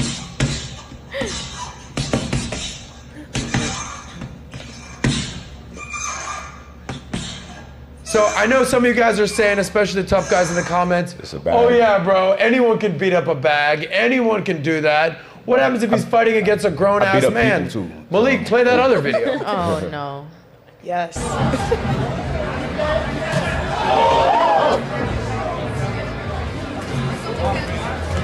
That's Mike on the right. Yeah. I'm Okay. Yeah. So, Mike, Yes, sir. you're in this world. You're a celebrity. You're, very successful guy. You're boxing. You, as they say, you're about that life. About that life. Make sense of what's going on here. What are you going to do if you get in the ring with Jake Paul? What are your thoughts on what's happened with Logan Paul and his girl? Encapsulate all this for me, brother. Well, officially, there was an offer on the table with $2 million. I put up $1 million. He put up $1 million. Winner takes all. Loser gets nada, right? That was being entertained until Tyron Woodley popped his head into the picture, so whatever. Twice. So I would fight Jake Paul. I wouldn't train to fight him, not beat the shit out of him. Easy work, right? So that's that. He don't want that smoke. It doesn't make sense for him. Has he responded lately? Not lately, because he's dealing with that. He's killing it now, and I like what he's doing. I'm not mad at it. I respect it. I don't think it's. Some people say is it good for boxing or not? It's not. It doesn't help anyone but him. But that's cool. With Logan, it is what it is, bro. Like Logan is a big time troll, right? His antics is coming back to him. He chose a woman who happened to have all of this filth out on her. Like she's in these pictures and these photos, and it's her, right? So that's on him. I think it's a low blow to include people's wives in the situation, but they're all scummy people, and they all do anything for the look, for the clout. They all do, right? Didn't Logan go make fun of the people in the suicide park in Japan? In Japan. Like what are you complaining for now? Like, accept what this is the environment that you created. I would never be in a situation like that because I don't participate in that kind of filth, for one. So there's nobody gonna even have the kind of gumption to try to pull up anything like that on me or somebody that's in my world. But I would never even choose a woman like that, like for one. You know what I'm saying? You would do your due diligence prior to absolutely putting a ring on it. For facts. Let me ask the ladies a question here, because we got to wrap up in 5 minutes. So I want to get you guys' opinion on this. The girl Nina Agdal, do you know what she looks like? Let's show a picture of her. I'm sure we have a thing we can pull right up in one of those articles. Like a model. Very gorgeous girl, Danish model. Now she's American. She's dated. Here she is right here. She's from Miami. She dated two of my really good buddies before she upgraded or maybe downgraded to Joe Jonas, Adam Levine, Leonardo DiCaprio, Christy Brinkley, the former model's son, forget his name, and then now Logan Paul. So I would call her. I actually think she's a cool chick. High mileage. Like, what's that? High mileage, you may say. I got no problem with her. So for the people that are gonna be like, Adam, I can't believe you said that. Anytime I've hung out with Nina, she's been a fun girl. My buddies who both dated her are actually defending her, and they don't think that she deserves this. But you kind of get what you pay for. If you're gonna put videos out there, basically being like, I need dick, and just some of the things you've seen out there, and and if you date these high-profile guys, what do you expect to happen? Especially if you're dating a YouTuber, podcaster, celebrity, you're gonna be in the news. So put yourself in Nina's situation, ladies. Does she deserve what she's getting? I think Gotta fuck them all. That's so messed up. That's really messed up. Does she deserve what she's getting? Does it come with the territory? Is it fair or unfair, all the smoke she's getting? That's essentially what I want to know from you ladies. Fair or unfair, what she's getting? Jamie? Fair, I can't even answer if it's fair or unfair. I think she, like he said, she put herself in a situation. She's got to be a big girl and handle it. And if she is who she is, she'll handle it gracefully, and people will move on and not fucking care in a little bit. You know what I mean? I think it's just... Nat, is it fair or unfair of what she's getting, putting herself in this situation? I think it's unfair because the fight has nothing to do with her, and it just seems like maybe this is just trying to get some tension. Yeah, for sure. But at the end of the day, when you are posting social media, it all comes back to you. So there is a level of responsibility you have to take when it comes down to it. Got it. What do you think, Melissa? Fair or unfair, what she's dealing with right now? I kind of agree with both of them, honestly. It comes with the territory, and then if you're going to be saying anything or putting your 2 cents on social media, you're involving yourself. So when you're a public figure, it comes with the territory? Yeah, for sure. Is there anything that's crossing the line here, though? I would need to know the full facts and story before I judge that. The full facts of the story are Logan Paul is going to fight Dylan Dennis. Dylan Dennis is trying to get under his skin. How do you get under a grown man's skin? Talking about his woman. And not only talking about her, putting pictures, images, and salacious Yeah. stories. Oh, no, that's out unfair. there. what he wants For sure, right now. that's unfair. That's unfair. Yeah. Got it. What do you think, Jane? I do think it's unfair because that has nothing to do with the fight. Like, I do think it's unfair, and unfortunately, that she has a past, and when you are, in the limelight, it's gonna come out. So, So unfair. So what do it you is think, unfair. Sydney? I don't know the full details, but I would say unfair.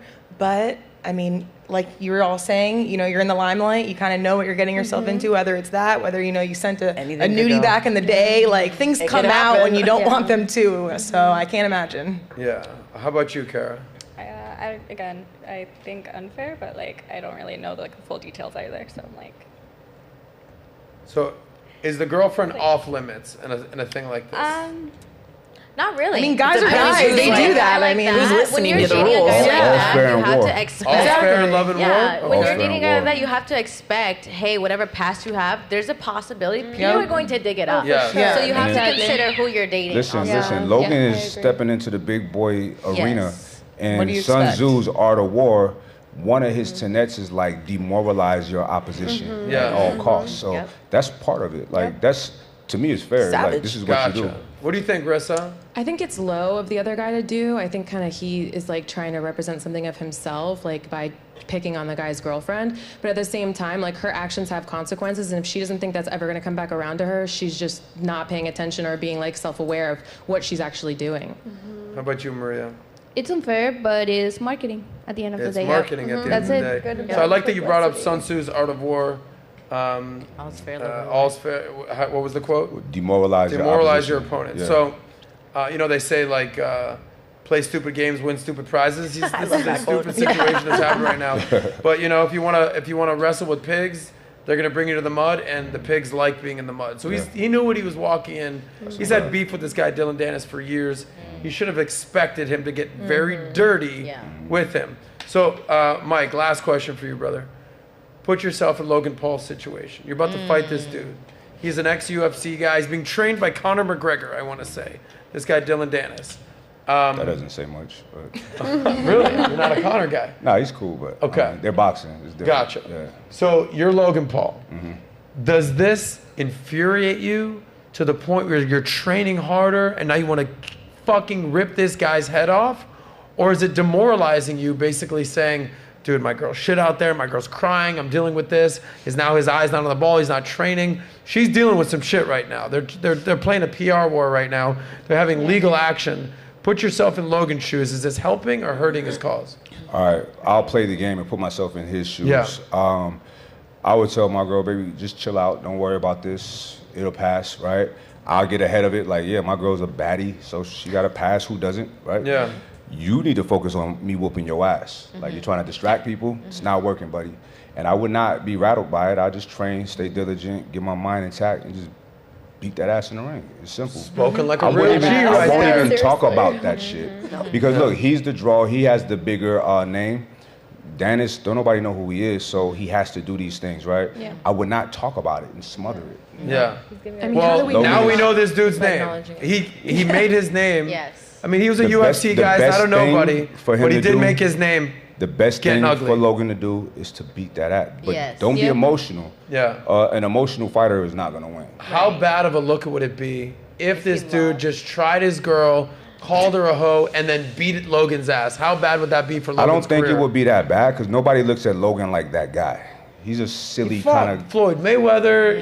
He's But hold on. that. Yeah. He's like 60 pounds heavier than Floyd. Floyd beat the shit out of him. Floyd You know is a what I'm saying? professional boxer, arguably Yeah. one of the greatest of all and time. Floyd, and you could hear him like they released some of the audio in between. He's like, "Calm down, Floyd." Like he's saying, like, "Chill out." It's Oh, an gotcha. exhibition. All right. It's just it's not a real fight. You know what I mean? Nobody cares if Logan wins. Nobody. This is the benefit of the Paul brothers' position. No one takes them as serious fighters. So if they lose, it's okay. It's like, what do you expect? I'm a YouTuber. Gotcha. Like when he lost to Tommy Fury, he No came big back deal. and fought No big Nate deal. Diaz, and It's he's no big back. deal. Anyway, dude, Mike, thank you, brother. We got to Appreciate wrap you. up right Appreciate now. We got some super chats we got to get to Yes. before we get to the inevitable happy ending. Awesome. Well, thank you guys for super chats. I'm going to go through them before we do the happy ending. We have Ernest Claybon III, getting paid and getting laid, but leave the Burger King stuff out. Good advice. Then we have Purple Hills. Question for the men: if you have female friends, how do you keep them as friends if most of them want relationship with you? Buddy, that's a great problem to have. What are you talking about that? The thing that you need to be worrying about is you getting friend zoned. Look, I got all these girlfriends and they all want to sleep with me. How do I deal with that? That's a fake problem. That's like, I agree. Mike, how do you deal with it, bro? All these girls that want to sleep with you. I don't know why they just want to see my body and just use my body. You know? I don't know what it is. They don't want to have conversations on my with me. door, I just want to go all get hours coffee. of the night. Yes. Then we have Hey, I feel for you, brother. It's a tough life out there. Then we have Jessica Sheev, or Shive, I think it is. Now, what did everyone think about the bath product sent in from Less is More? I loved it. I thought it was really hydrating, really moisturizing, and I actually love the smell of the products. I used a lot of them. Cool, keep it moving. Then we have a Floozer. Please stop this nonsense. The men who watch Red Pill content can't even get one girlfriend. The guy who can get multiple don't watch the show. Then we have a Venom RX. Sauce, love the podcast. People like Logan Paul and fiance, it wouldn't surprise me if they did this just for publicity. Anything for clout, unfortunately. And then let me check if you have. I hear you. Number one, thank you. Venom, but this ain't the type of publicity you want. Yes. For your girl being known as a hoe. That's not, that's not a thing. But I get it. Awesome. Well, thank you guys for super chats. The old adage, you could say whatever you want to say about me, just spell my name right. Yeah. I don't know if that's that applicable on this one. We good? Yes. Thank you guys for super chats. Well, ladies, one gentleman, serious gentleman right now. This is now time for the happy ending. The happy ending is where we like to live on a high note, and you guys get to say whatever you guys want to say, your biggest takeaway from today's show, and then you can look into the camera, bing, bing, bing, bing, bing, to tell the people where to find you. So let's start with Jamie. Biggest takeaway. You're there. With the Red green, the green or the red? Green. Biggest takeaway. Happy with my relationship status, and also appreciate everybody's perspective. Always keep an open mind.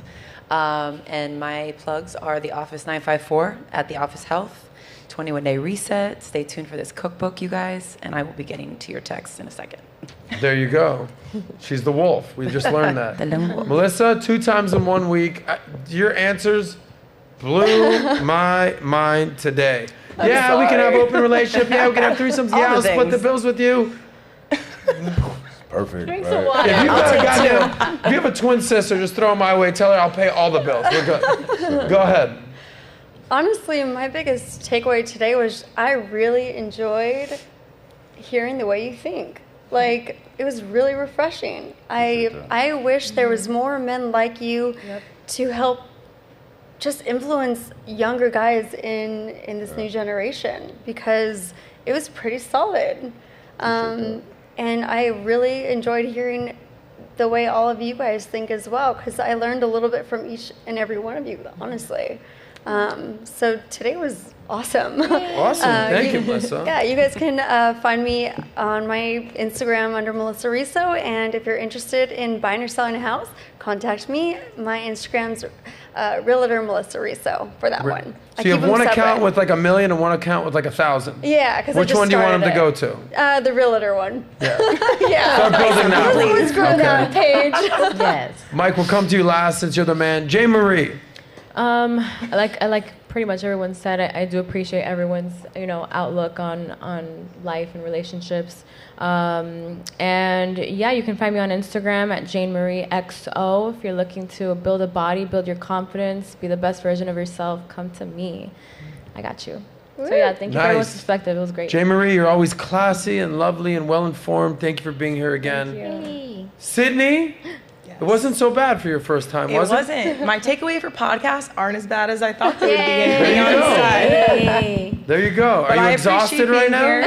No, You're having sex with 3 people a day. You're a little exhausted. No. Maybe later one only. Ew. Oh, wow. No, takeaway was great. I enjoyed all of your company. Mike, nice to meet you, but nice to meet all of you, besides Jamie, obviously. You can find me not on Instagram. I'm on my couch most of the time. But yeah, no, it's been a good day. I do have one comment, though, my mom taught me back in the day growing up. Sorry, Mom, for ever watching. But she did say that the key to a man's heart is to keep their bellies full and their balls empty. So I learned that at a young age. Thanks, Deb. Your mom's cool. Okay. Their belly's full and their balls empty. Listen, your mom, She's shout out to you, Mom. Your mom knows what she's doing. Okay. Smart woman. That's right. Wow. I mean, sometimes it's just that. Talk about peace, I mean, Mike. that's key, right? Mike Rashid, you wanted peace. That's peace. How about a piece of cake and a piece of ass, and let's just keep it moving. That's wise words. Okay. Kara, thank you for being here. Also, your first time. Yeah. What are your thoughts? Thank you so much. I mean, it's hard to come back after that. I think she said it all. But no, thank you. I mean, even though like I don't agree with like having multiple wives, I do appreciate your mindset so much, and I do think a lot of men can definitely learn from that. I think you have a very like expansive knowledge that a lot of people can really learn from and should learn from, and implement it. You know how it fits their lifestyle, even if it's making like minor tweaks to. But there you go. And where can people find you? Instagram, Kara Bera. Kara Bera? Spell it. Kara K-A-R-E-B-E-A-R-U-H. Kara Bera. There it was. You know who the Care Bears are? No. You don't even know about the Care Bears? I love that show. My favorite. Kara, Kara, how's your Care Bear stare? I don't know what a Care Bear stare is. Is that not where you got the name from? Well, it's like a childhood nickname, but I never watched the Care Bears. All right. I know, I'm a fake Marissa, go ahead. I know you know the Care Bears. I do. All right. Where's your Care Bear stare?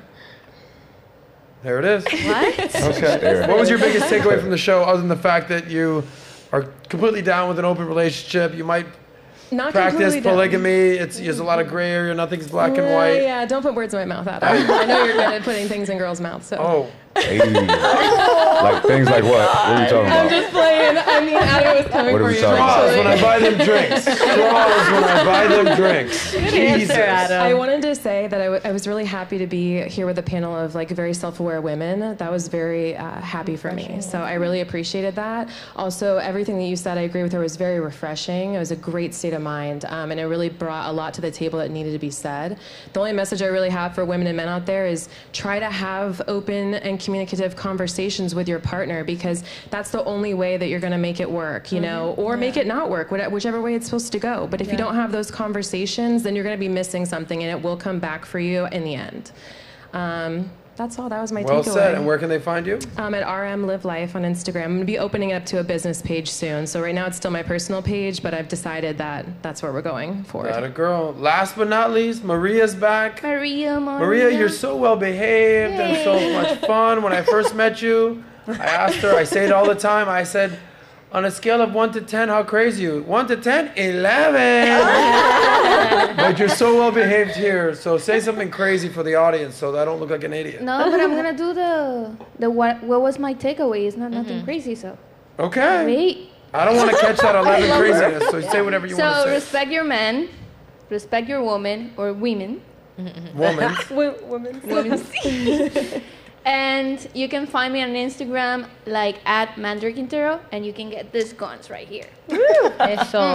Yeah. Awesome. Nat, before we go to the man, Mike Rashid, what do you want to say? I just want to say thank you all for tuning in today. Today's episode was awesome. I think it's just an add on them. We're all also very good looking as well. I love today's episode, hearing perspectives, also hearing from a gentleman like you. You're also able to deliver a message, even if it's not a message women necessarily want to hear. You have a way of where women want to listen and can understand your perspective. So appreciate you being here. Great job, Sauce. I know you like to play them games. We play them games for you today. You love the games. Anyway, I know a dude who don't play no games. That's Mike Rashid. Yeah. Mike, dude, I knew you'd crush it. You knocked it out of the park today, brother. I think all the women respected you, even if they disagreed on certain stuff. You do it in a respectful manner. I think that's pretty much what we do on this show, is we can have conversations at completely different viewpoints, but respect each other's opinions, occasionally call each other delusional, mostly the women, we get it. But dude, you crush it. Thank you for being here. What's your final message to the boys out there? Thank you for having me on, and thank all of y'all for sharing your time and space with me. Shout out to my girl at home, Sarah. She's dope, beautiful, intelligent, all of the things. I want to make something clear. Like, I'm about that poly life. However, I'm not going to steamroll somebody that really don't want it. If I love you, I love you. And if that's a hard no for you, and I love you, then we'll take that off the table. However, when it's broken down in a very respectful and pragmatic way, it's never really a no, a hard no. So I'm just throwing that out there. It's not for everybody. And thank you for the words. I do mentor and counsel a lot of young men. right? So I try to get guys on a level. And listen, I live here in America and I care about my country. So it's in my best interest for other men to be strong, powerful men as well. So I plant those seeds in as many people as I can. And no, and polygamy is not for everybody. It's not for everybody. Not everybody even wants it, right? Yeah. But most people can't handle it, right? So it's a small amount of men that have the temperament for it, and it's for them. So you deserve it, right? But it's not for everybody, and that's it. Like, once again, fortify yourself, fellas. If you want the women, take your time. Fortify yourself mentally, physically, spiritually, and financially. And everything that you want is going to come to you in abundance. That's it. Respect, dude. By the way, everyone's Instagrams or socials are going to be below, right, Malik? Yes. Yeah. We put that in there. Nat, you got that? Yes. Dude, Mike Rashid, you're an absolute stud, brother. Anytime you come back. Thank you, ladies, for being here. You're all welcome back. Even the one pretty girl who showed up late, we'll still have her back. It was my stylist's fault, not mine. Hey, you know what? Everyone's want to play the victim. Take some accountability. Tell the stylist. I knew it. It's all good. It's all love. But does Thank my you hair for look being better? here. I mean, you look great. Thank you. Anyway, thank you guys for tuning in to another sick episode of the SOSCAST. I think we dropped some major gems today. I think we got along today. I will echo what you're saying. I think men and women are better together, and it's better to have these conversations, try to understand each other, correct each other when you're wrong, agree when you're right, and then figure out what works best for you, whether you're about that poly life, whether you're about that monogamy life, whether you're about any type of life. You know, this is America. There's no rules. You create the rules you want in your life. As long as you respect other people and do no harm, life could be good. But sub to the channel. Thank you for being here. We will see you guys next Tuesday. McQueen's coming back. McQueen! That's my dude. I love him. And we'll see you till then. Peace out. It's the SOSCAST, baby. Awesome. Dale, you got some tunes?